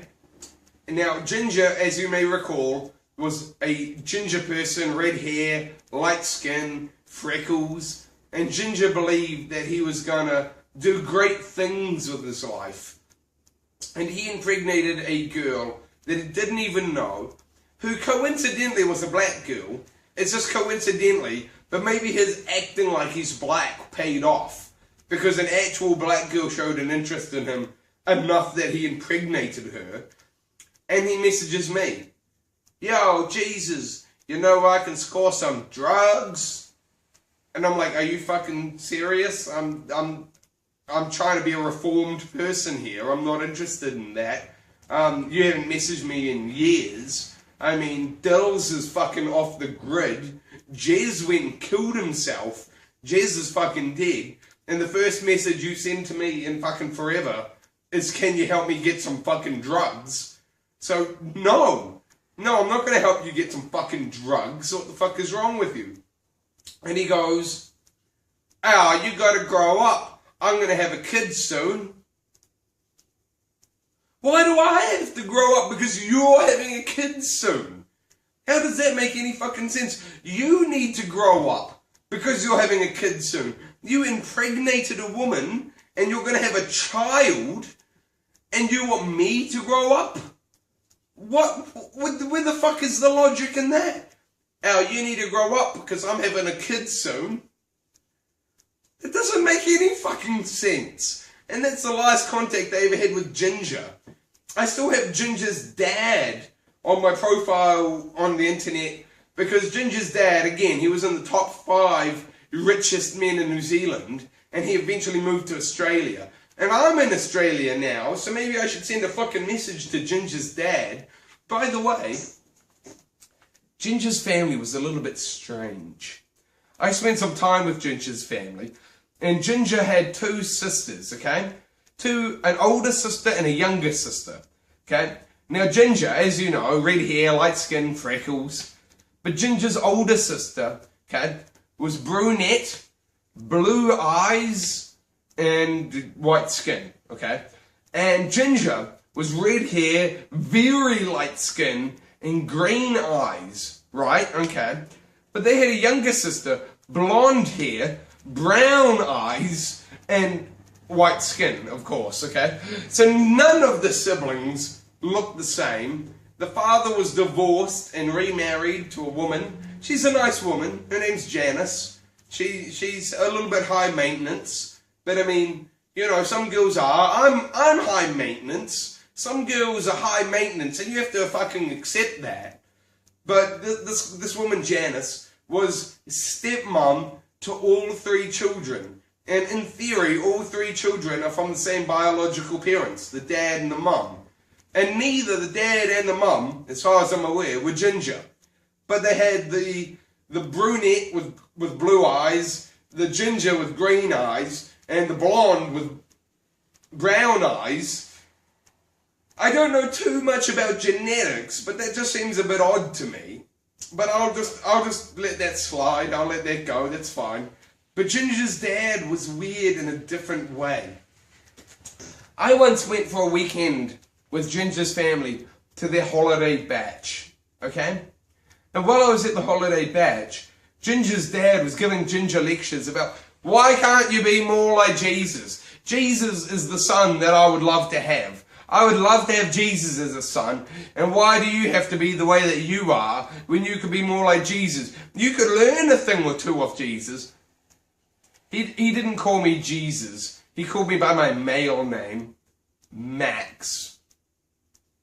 But anyway, why can't you be more like Max? Max is the son I'd love to have. Yada, yada, yada. You're a disappointment as a son, Ginger. Why can't you be more like Max? You could learn a thing or two off him. And it was okay. I mean, that was weird and kind of uncomfortable for me because I was Max and I was there and I had to deal with this sort of him yelling at his son in weird ways. But here's where it got really weird, okay? They had quad bikes as part of the thing at the holiday camp, okay? And so Ginger rode a quad bike, Ginger's older sister rode the quad bike, Ginger's younger sister rode the quad bike. There was some sort of like 7-year-old girl hanging around. I don't remember who she was or where she was from or why she was there, but she was hanging around. She rode the quad bike, okay? Now a quad bike is like a little 4-wheel thing and you ride it and you go bam, bam, bam. It's like a motorcycle, but instead of 2 wheels, it's 4 wheels and you can ride it across sand dunes and across the beach and shit. I had no interest. I didn't care about the quad bikes. I didn't want to ride the quad bikes, okay? I had a girlfriend at the time. I was trying to message her on my cell phone. I was on drugs and trying to smoke things. I just wanted to fucking chill, okay? I was Jesus. Stoner Jesus. I just wanted to fucking chill. And Ginger's dad grabs me one evening and pulls me aside and says, look, I heard that you had a bit of trouble today about the quad bikes. They were sort of making fun of you and saying like, you know, 7-year-old girl's going to ride the quad bike and you're not going to ride the quad bike. And look, tomorrow, how about I take you out, just you and me, and we ride the quad bikes and I make you my son.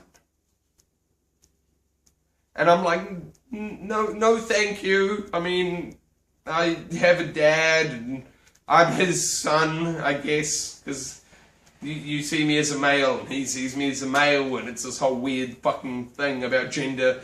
I've got a dad, I'm happy enough. And he goes, do you have a good relationship with your dad? And I just lie, I just straight up lie, yeah, me and my dad have a really good relationship, yeah, totally, he's the light of my fucking life, sure, why not? And he goes, okay. And he walks off, like in a fucking rage.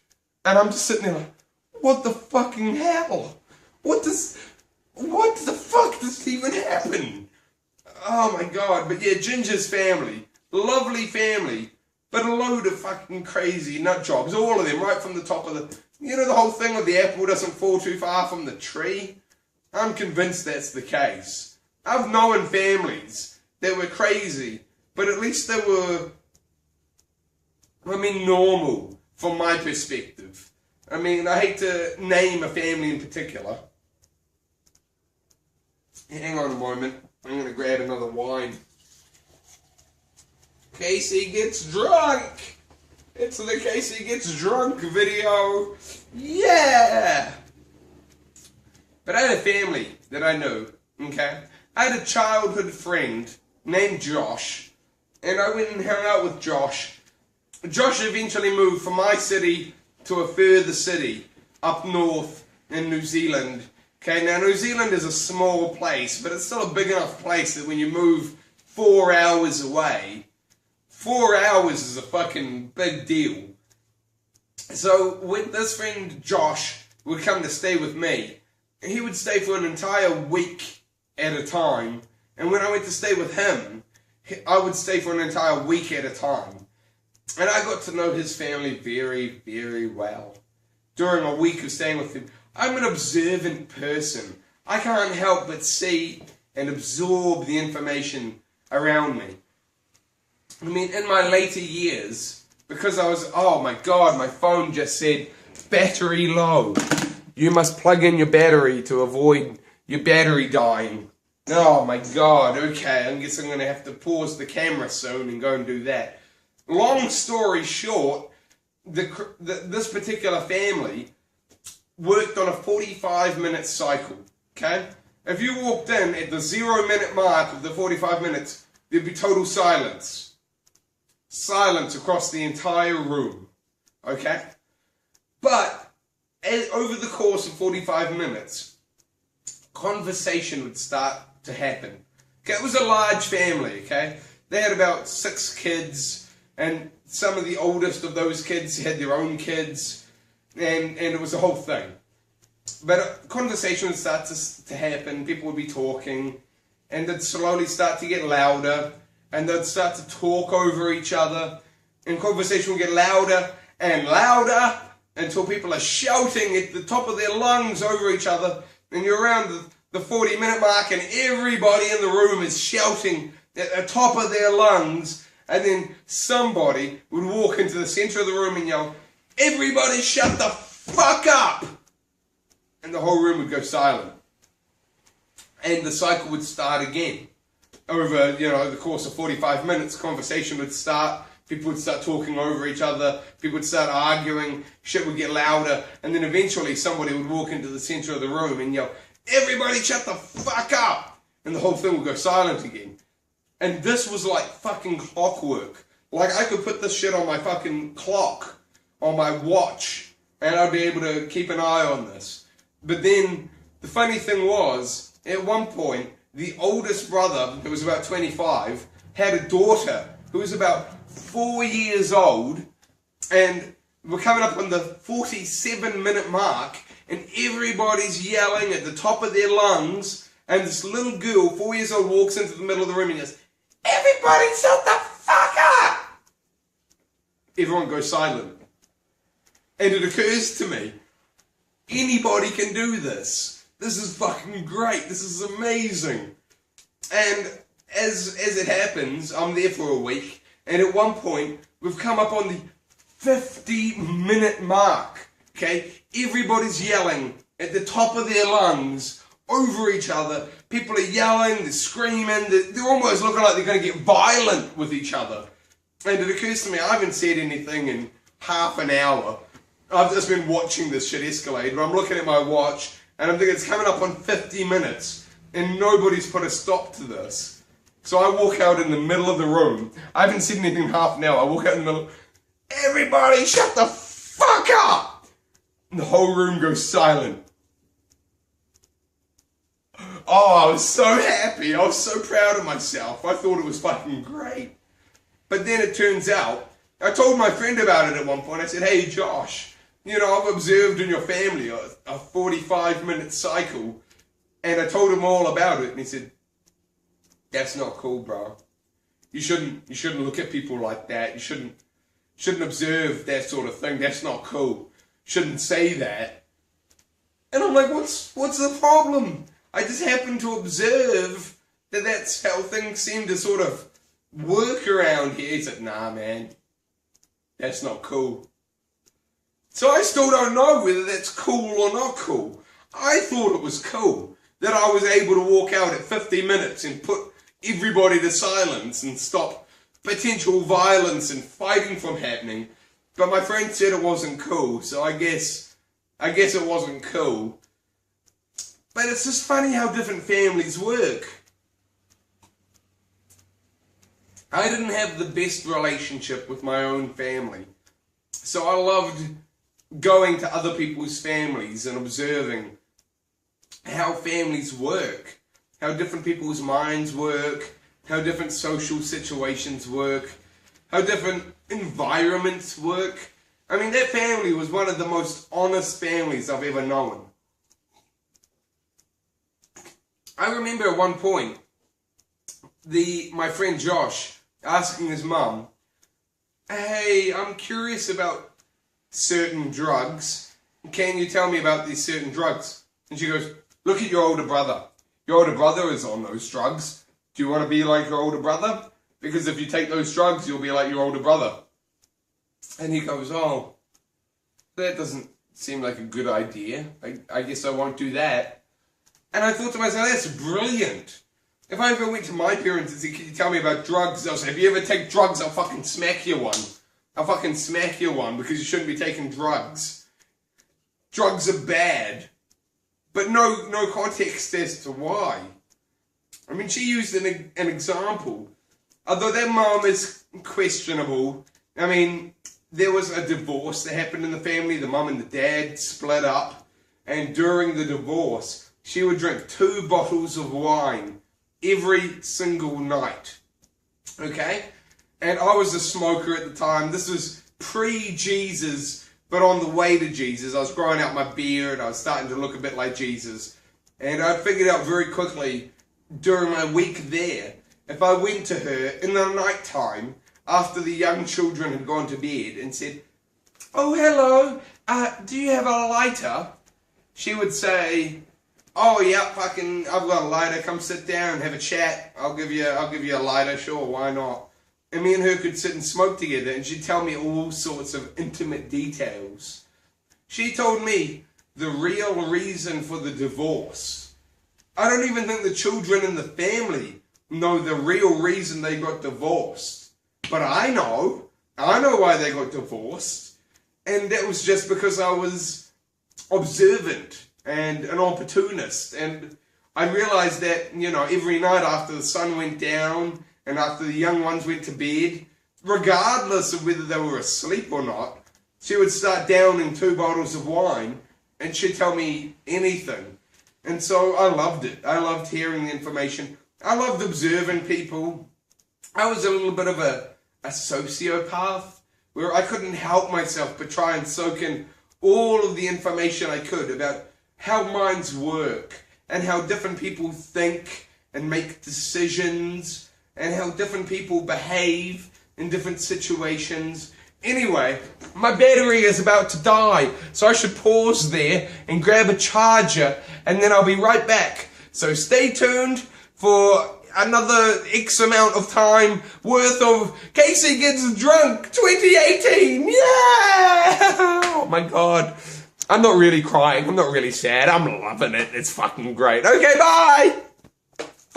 For now. Bye for now. But I'll be back in... Right now, you're only at the halfway point of the video. Why the fuck am I explaining? Okay, we're pausing.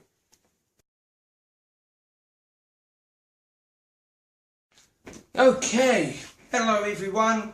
So, while I was fiddling with the camera and sorting out a charger and all of that, I discovered that my wine has disappeared.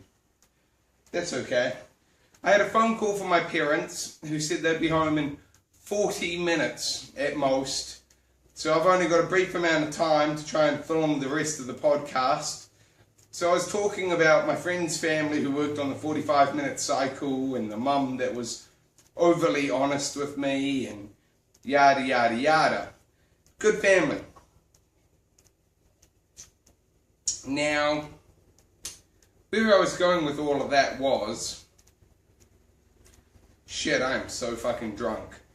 During the time I had the camera paused, that alcohol really fucking hit me. But the point was... What was the point? Does this help me? Nope, that doesn't help me at all. The point was that I've always been an observant type. And I've always liked to learn about people and the way they think. And you're a human, I'm a human. We all think differently. I mean, some people fall into categories of how they think, and you know, there's no research that shows trans brains work different than regular brains, but that's a load of bullshit too. Everybody's an individual. Everybody thinks differently, and I'm no exception to that. I think differently to everyone else. But to tie up a bunch of loose ends, my parents had warned me of the dangers of ordering things online, and I'd mentioned my caffeine addiction to Mountain Dew, because I drank a 1.5 of Mountain Dew every day for years, etc. Well, I went online at one point because I read on the internet that kids were ordering off the internet bags of pure caffeine. So I went on the internet and I ordered myself a bag of pure caffeine, 100% concentrate, pure pharmaceutical grade caffeine. Now it says here, okay, that caffeine is highly toxic in high quantities, and excess would be dangerous, right?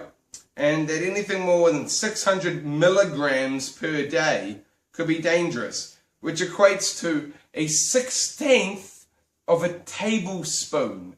Okay? If you have more than a 1/16 of a tablespoon of pure caffeine, that's an overdose. Okay? I recall, as a Mountain Dew addict, that there were people that at one point had access to a new experimental range of Mountain Dew called Mountain Dew XXX. And Mountain Dew XXX had 3 times the amount of sugar and 3 times the amount of caffeine than normal Mountain Dew. And the reason it never made it to shelves was because a bunch of people had seizures and adverse reactions to... I'm gonna fuck with the camera for a second here. A bunch of people had adverse reactions to this XXX Mountain Dew, and that was bad, and Mountain Dew XXX never made it to shelves. And as a young Mountain Dew addict, I was devastated, because I loved the idea of XXX Mountain Dew. But that was a stupid idea. Why did I ever want that? Now that I have a bag of 100% pure caffeine, it occurs to me that caffeine is one of the most dangerous drugs on the planet. Okay? It's sold in everything. It's in coffee, it's in energy drinks, it's in a lot of fizzy drinks. I mean, the reason... Did you know that Mountain Dew has more caffeine than Coca-Cola? Okay? If Mountain Dew added any more caffeine to their beverage, they would have to class themselves as an energy drink. And as you may have seen on energy drinks, they usually have a warning label. Drink no more than 4 of these per day, etc. But Mountain Dew has no warning label on it because it's a fizzy drink, not an energy drink. Because they mark it right on that line where they don't have to actually put the warning. But there should be a warning. I mean, here's an example. There is an energy drink, okay, called Lift Plus. Now, I don't know if it exists here in Australia, but it exists in New Zealand, and it's an energy drink, and it's a lemon and citrus and caffeine-based energy drink, similar to Mountain Dew, which is a caffeine and citrus and sugar-based fizzy drink. But I used to stay at a holiday campsite called Orrery Point Holiday Camp. And at Orrery Point, there was no Mountain Dew. There was one dairy where you could go and buy milk and bread and other whatnot, and they didn't have Mountain Dew. And I complained and told them, you should sell Mountain Dew. And they refused. But I discovered that Lift Plus was an acceptable substitute. If I drank Lift Plus, then that held off my addiction, my Mountain Dew cravings. And I could get by my time at Orrery Point Holiday Camp by drinking Lift Plus. But there was a particular day where they were having a special at the dairy, 2 for 1. If you buy a Lift Plus, you get 2 Lift Pluses. And Lift Plus had a warning on the bottle that said drink no more than 4 of these per day. And I usually didn't. But there was a particular day where, for whatever reason, people kept bribing me with Lift Plus. For example, I was hanging out with a bunch of kids in the campsite, and at one point one of the kids said, hey, we're all at the top watering hole, but at the bottom watering hole, which was like, there was like a river, and the river ran down through Uri Point, and the river had multiple sections where people would go and swim and play and do various stuff. At the top watering hole, there was a bit of a cliff that you could climb up and jump off of into the water. And at the bottom watering hole, there was a rope tied to a tree where you could swing on the rope and jump into the water. But he said to me, I left my bicycle at the bottom watering hole and we're at the top watering hole. If you go and get my bicycle, I will give you a lift plus. And I accepted that deal. And I went down to the bottom watering hole and I got this kid's bicycle. And I never knew how to ride a bicycle. I never knew. When I was really, really young, my dad took my training wheels off my bicycle and tried to get me to ride down a hill to ride a bicycle, and he said, you know, keep your balance and focus on balance and yada yada. And I rode down the hill on my bicycle and I straight crashed and I hit the ground and I was, you know, injured and bleeding and crying, and my dad was all, oh no, I'm here for you, and I was all, you made me do this, I'm never gonna forgive you. By the way, I forgive you, Dad, you're the best. But my friend at Uri Point, some kid, offered me a lift plus, which was at the time 2 lift pluses because of the dairy special, to go and get his bicycle. And I'm pushing this bicycle up a hill from the bottom watering camp to the top watering camp and watering hole to the top watering hole. And it occurred to me that it was so much more difficult to push the bicycle than it would be to simply ride the bicycle. And so I start riding this bike, and I ride up to the top watering hole, and I pull up on this bicycle, and all the kids are like, you lied to me. And I'm like, how did I lie to you? When did I lie to you? And they're like, you said you couldn't ride a bike, and now you're riding a bike. You lied to us. And I'm like, oh fuck, I'm riding a bicycle. Shit, I guess I learned how to ride a bicycle. It all just fucking worked out. I never meant for that to happen, but that happened anyway. You owe me a lift plus.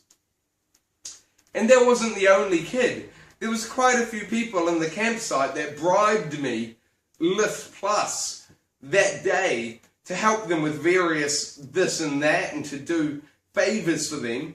So I did a bunch of favours and this and that, and I earned a bunch of lift plus. And each time I bought a lift plus, instead of 1, I got 2. So I got a bunch of lift plus, and in the end I ended up drinking about 14 lift plus in one day. And the bottle says on it, don't drink more than 4 in one day. And I drank about 14. Anyway, long story short, I didn't remember what happened for the rest of that night. My mind went fuzzy. And even when I'm drinking, even right now, when I've drunk a bunch of wine or a bunch of vodka in the last video, or ever that I've been drinking, I've never lost my memory. But this night in particular, I lost my memory because of how much caffeine I'd been drinking. I woke up the next morning with an intense headache. It felt like a swarm of bees in my head. And when I woke up, I had a friend staying with me at the camp. His name was Ethan. And Ethan was a bit of a troublemaker, a bit of a jokester, a bit of an idiot. And he said to me, ha ha, you kissed the fat girl. I said to him, what are you talking about, Ethan? What are you even on about? He said, last night you kissed the fat girl, ha ha ha ha. And I didn't believe him. I thought he was an idiot. I was like, shut up, Ethan. You need to shut up. I need to go to the bathroom. I have an intense headache. I'm leaving. I'm going to the bathroom. And I walk out of my campsite, and we had a bit of a caravan with a fenced area. It was closed in. And as I opened the gate and walk out, this little girl runs up to me from across the driveway, the road, and she runs over to me. She goes, "Hi, it's so nice to see you again today, yeah." And I'm like, "Who are you?" And she's like, "Remember me? It's me, Georgia. Remember yesterday we kissed on the trampoline by the top watering hole and everything?" And I'm like, fuck. Ethan was right. Now, I don't have any problem with this girl Georgia because of her weight. Yes, she was overweight. But the problem was her personality. I'm a demisexual, and I like people based on their personality. If you're a good person, I like you because you're a good person, and we can connect. And if we connect, then I'll have a relationship with you. But this woman was this girl, because we were young, we were very young. She was a horrible girl. She ran around and grabbed her jandals and hit my friends with her jandals to try and keep them away from me so that she could try and hang out near me. And I wasn't into it at all.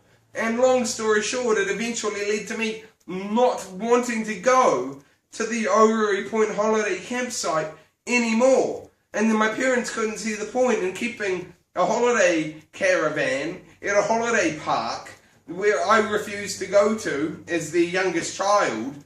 And if they couldn't get me to go, they couldn't go. And if they couldn't go, what's the point in having the campsite? So they ended up selling their caravan and moving on, and we all moved on in our lives. But I blame caffeine. Caffeine is one of the most dangerous drugs on the planet. And if they discovered it today, there's no way you could get caffeine without a doctor's prescription. But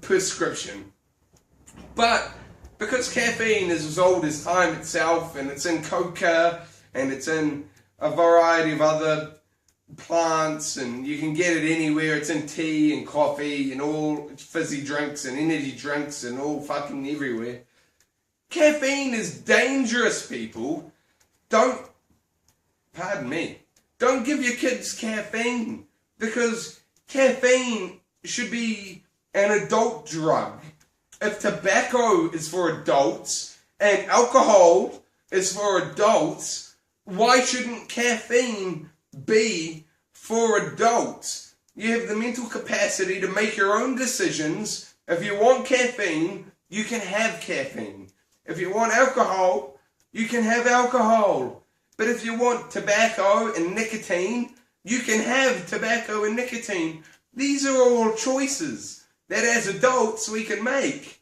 But children that are given caffeine, they don't really have the choice. They get exposed to this highly addictive drug. It is a drug. It affects your physical body. It affects your ability to sleep.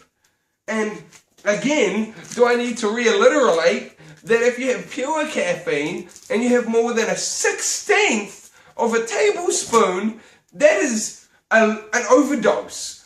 Children in America were dying because they had more than 1/16 of a tablespoon of caffeine. And I read that on the internet, and I thought, I have to order myself a bag of this fucking purified caffeine, because there is a message to be had here. And my parents found out that I'd ordered a bag of purified caffeine off the internet, and they weren't happy. They thought it was the stupidest thing I could have ever spent money on.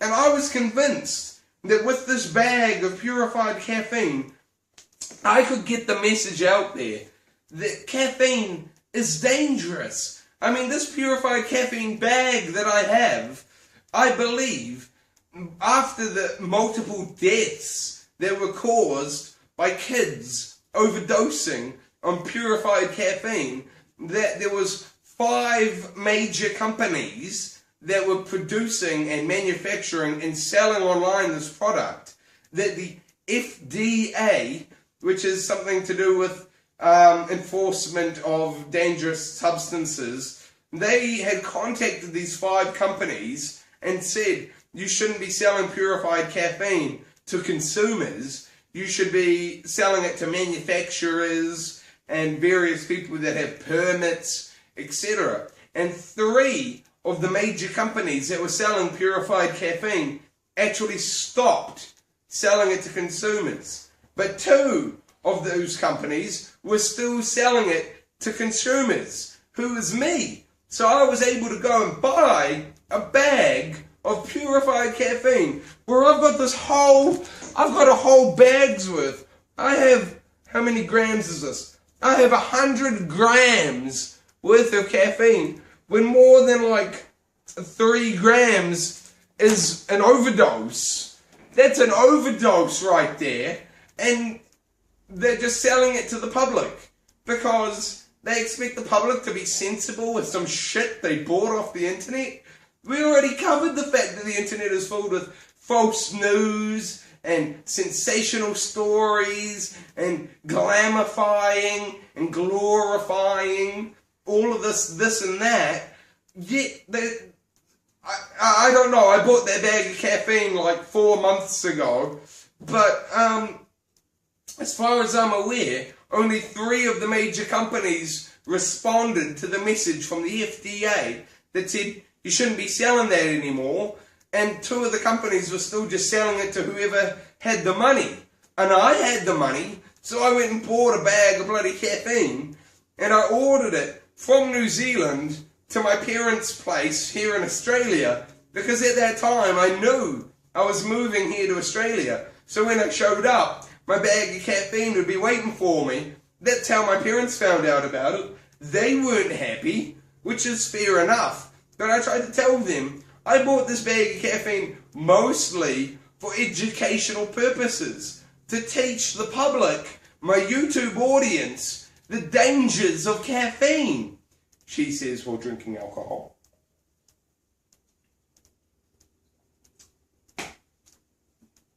But I mean, I knew a mother, okay, single mum, who would occasionally let her 3-year-old and 2-year-old drink caffeinated beverages such as Coca-Cola and Mountain Dew on special occasions.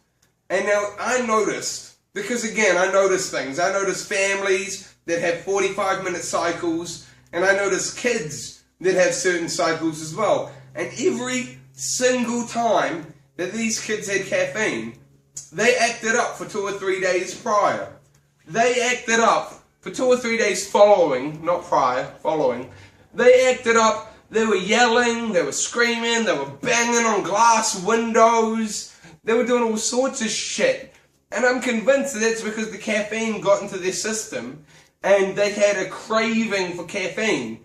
And then they couldn't get it because of their age and the fact that they couldn't process it, and they wanted more caffeine, and they couldn't get more caffeine, and they acted out because of it. And, you know, I don't think a kid should ever be banging on windows. Glass windows. You know, I work currently as assistant manager in a holiday apartment building, okay? People come here for holidays. Families, okay? They stay in our apartment building, and the main thing we're selling isn't accommodation.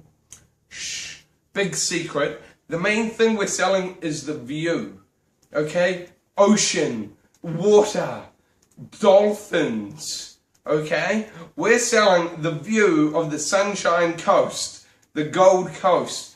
And you know what that means? Every time that somebody's going to check in to this building, we need to make sure that the windows are clean. And almost every time that somebody checks out of this building who's had kids with them, there are fingerprints all across the windows. Like little kids are just sitting there just slamming their hands on windows. Kids shouldn't touch glass. Touching glass is something that even adults shouldn't do. Unless it's a cup. And it's a glass cup, and you're touching it because you're drinking the liquid inside. What need do you have to touch glass? Okay? You're at Subway, and you want to tell them what salads you want. You don't need to touch the glass. I want lettuce. I want tomato. I want avocado. You don't have to actually touch the glass each time to tell them what you want. You can just tell them what you want. They know what you want. Kids and adults should not be touching glass. Ever. Why are you touching glass for? You go on holiday, you touch a bunch of glass windows. Oh, look at that. Oh, look at the dolphins over there. Look at this. Every time you touch the glass, you're leaving little fingerprints, little smudges. And somebody has to go and clean those fingerprints and those smudges every single time. It's ridiculous. Okay? I'm a big fan of a company named Rooster Teeth. Okay?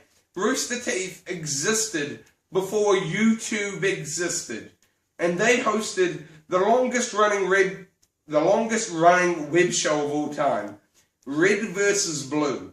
And they've done many more things since then. The show Ruby, Camp, Day 5, a feature-length film known as Laser Team. And the creator of this company, Bernie Burns, has said in a video, in a podcast or whatever, that he tells his kids, his children, don't touch the glass. You don't need to touch the glass. Now, I'm not saying Bernie Burns is a perfect person. I mean, there was a podcast as well where he talked about not turning off his car at gas stations. You see the signs that say, turn off your engine, don't use cell phones, be careful of static electricity, you could cause explosions. Bernie Burns doesn't believe that. I believe that Bernie Burns will leave his engine running while filling up the gas in his tank, because that's not how cars work. Cars don't just fucking explode. Gas stations don't just fucking explode. Those signs are there as a liability to avoid being sued. And they're not there because it's an actual danger. But somehow they've gone around the world to places where you're less likely to be sued, like New Zealand. And in New Zealand there'll be signs that say, turn off your cell phone, turn off your engine, etc. Be careful of electromagnetic shock. But the chance of a gas station exploding is very slim. And the chance of your car exploding is very slim. And turning off your car to gas it up is not likely to make your car explode any more than leaving it running. Because that's not how gas tanks work and how engines work. Now, I'm not claiming to be a car person. I'm not a car person. I know how to change a tyre, but I can't change a tyre. I'm a girl. I'm a girly girl. I can't change a fucking tyre. Okay? Just because I know the mechanics of how to change a tyre doesn't mean I know how to change a tyre. I mean, I get the idea, remove the bolts, crank it up on a fucking jack so the car's lifted up, pull the tyre off, get the spare out, put the spare on, bolt it back up. But I don't have the strength to do that. I've got like no muscle mass. Even before I started feminization hormones, I didn't have the muscle mass to change a tyre. I was always a very weak male back when I was pretending to be a male. But now that I'm actively pursuing being a female and addressing the fact that I'm a female on the inside and therefore should be a female on the outside, I still don't have the muscle mass to fucking change a tyre. So it's ridiculous. The whole thing is a fucking nutcase. Be careful of caffeine, and, you know, on aeroplanes, when they say to turn off all of your mobile devices because it might interfere with the thing, that's bullshit. When they say at the gas station to turn off all of your devices and don't use the cell phone, it's bullshit. Those are liability things. Those aren't real world things. You don't really have to be worried about that or adhere to that. But they want you to, because that's the world we live in, where fear and security theatre and a bunch of crazy shit runs supreme. I strongly recommend, okay? Now, I know I've talked about a few shows on my show, but there's a show called Adam Ruins Everything. And if you're able to, and if you have the know-how of how to use the internet, look up Adam Ruins Everything. Because he talks about security theatre and vitamins and diamonds. Diamonds aren't real. I mean, they're real, but they're not worth what you think they're worth. The whole diamond ring, put a ring on it, you know, if you want it, you better put a ring on it. That's bullshit. Diamonds aren't worth fucking shit. The only reason you think diamonds are worth anything is because the diamond cartel has a monopoly over the diamond industry, and they keep a control over the diamond mines and ramp up the prices and make you think diamonds are worth anything. Back in the day, marriage was about two families uniting for the purpose of combining two families for the greater good of both families, and it had nothing to do with love or if the married people had any say in the matter. But at one point, somebody somewhere married with a ring, and the diamond industry jumped on that and said, well, if you don't marry with a ring, you don't really love them, because diamond rings are forever, and love is forever, and marriage is forever, and diamond rings are the only way to show that. And it's all fucking bullshit. And Adam Ruins Everything, the TV show, will tell you, he cites his sources in the top part of the show, where he'll tell you what's true and what's false. And there's a whole bunch of false shit in this world that you might be believing that's totally bullshit, like a balanced breakfast. There's no such thing as a balanced breakfast. That's media companies messing with you. I mean, it's crazy, the amount of media that's obsessed the minds of this world. I mean, they talk about Listerine. You know, Listerine, it's you put it in your mouth and it makes your breath fresh because you don't want to get halitosis. Halitosis is the disease of bad breath. Listerine invented halitosis. They literally have confessed to making up the term halitosis. Listerine used to be a floor cleaning product that you could use to clean your floors, and they weren't getting very much sales, so they invented Listerine, the mouth stuff, and they had a marketing campaign that said, people might be talking behind your back. Your breath might be bad and you might not even know it. You might have halitosis, the silent killer. And people bought that because nobody likes being told that they might be smelly, disgusting, and horrible.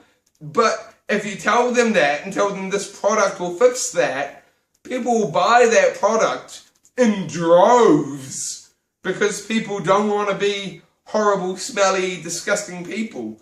But really, water, hot water, running water is the greatest magic of the 21st century. If you have a shower, if you have a bath, if you have hot water that you can run across your body on a regular basis, you already have the greatest magic of our age.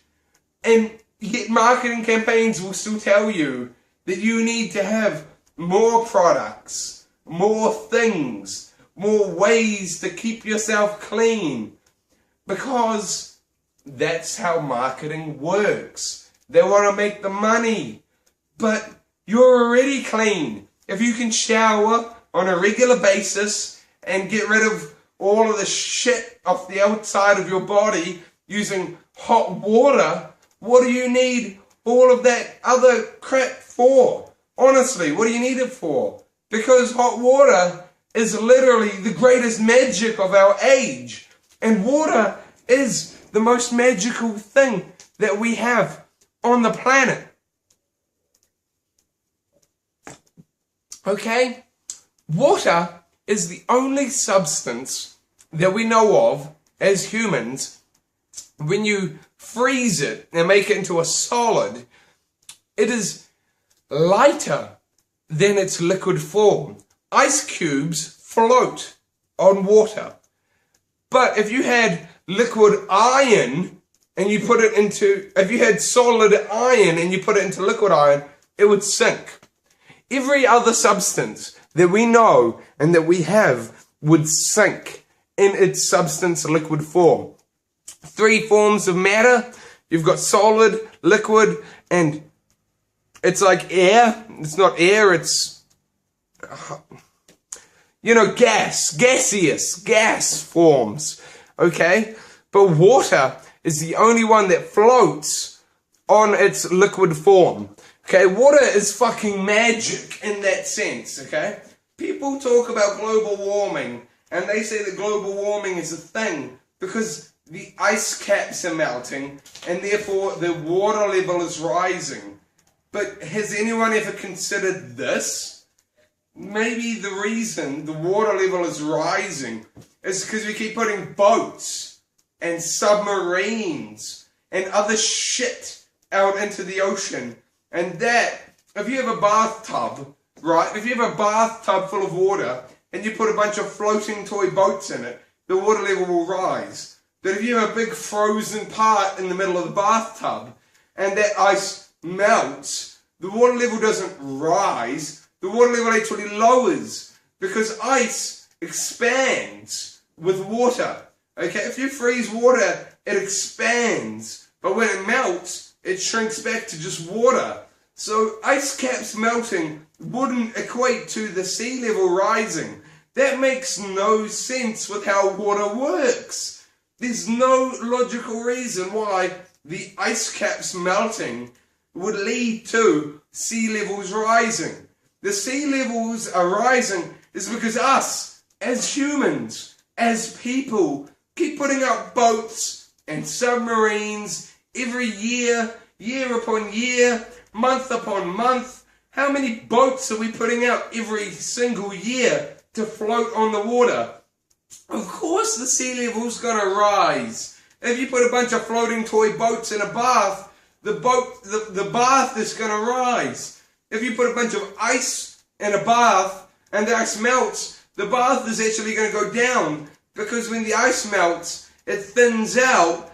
And ice and water is the only substance on the planet that does this. If you put iron, a block of iron, into molten liquid iron, it sinks and it expands and it's horrible. You don't want that. You don't want that. But water is fucking magical. Okay, water is the most magical thing on the planet. Ow. And nobody ever fucking talks about the logic behind how water even works. Okay, it's all about how shit lines up. Because if you freeze water, it expands because that's how the molecules line up. But if water melts, the molecules realign in a different way. And that's how water works. And then water evaporates and that becomes clouds. And clouds do their own thing. They drop water and the whole planet is fucking tempesting around and around and around. And the whole thing is fucking crazy. And I really need to go to the bathroom now, so I'm just gonna pause the video right here. Hang on, sorry. Okay, I'm back, and I hope that I've covered almost every topic that I intended to cover tonight. Where did my notebook go? Here's my notebook. I think there was only one more topic in the notebook. Let's go through the list. Laser hormones, calling people guys, why trans can suck, fan art treasure, good job, gained weight, dangers of caffeine, chef Dom sugar daddy. So here's the, oh god, I dropped it. Here's the list, so you can see that these were actually the notes that I took. And now as for the top note, and also the last note for the video, Chef Dom Sugar Daddy. You might be wondering what I mean by that. Now, as I've said, being trans can suck. It's difficult. There's not always an easy solution, okay? And relationships is no different. Forming a relationship when you're transgender can be one of the hardest things you can do. And I've tried a few different relationships, okay? We have a chef that lives in our building, one floor above, and he's kind of cute. He's kind of a cute guy. And being a demisexual, I don't care about age, race, or gender, or appearance. I care about personality. I care about if you're a cool person, and if I can connect with you, and if I can like you and relate with you. It's you specifically that I can like as a demisexual. And I hate to admit, I got a crush on this chef. So I slipped in my number. This is the second time that I've slipped my number to somebody here in Australia. I slipped in my number and he never texted me. Never contacted me. Hello? Hello? Oh, my parents are here. Hang on, I'm going to have to do this video elsewhere. Save the rest of this ride for later. Okay, thank you. Bye-bye.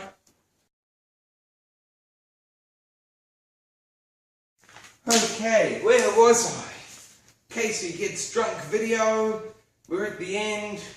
Right, I was talking about the chef upstairs. So, I slipped my number to this chef, and he never texts me. I never get a text from him. I do eventually find out that the owners of that apartment have provided notice that says that they want to add the apartment to the rental pool, and therefore this chef is getting kicked out of their apartment, and that sucks. That totally sucks. But I like this chef, and I slipped the chef my number, and I was clearly acting in a very flirty manner, and the least this chef could have done is texted me and told me why they weren't interested. Okay? Now, it says here on my list that I was going to talk about various relationships, okay? So that was boyfriend. I was hoping to get a boyfriend out of this chef, and it didn't work. But there was also a dom, okay? Now, a dom is a dominant person, typically a male, who takes interest in a submissive or sub-female. Now, I'm a little bit of a sub-female myself, you know.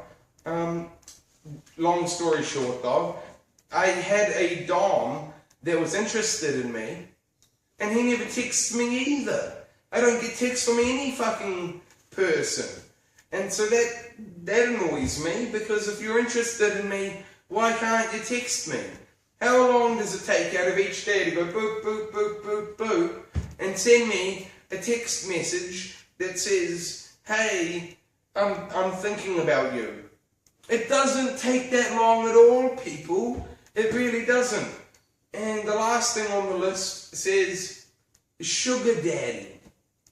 By the way, my parents came home and we got kicked out of that apartment.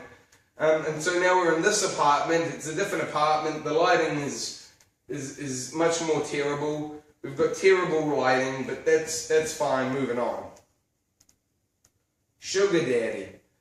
So I met somebody on the internet who is known as a sugar daddy.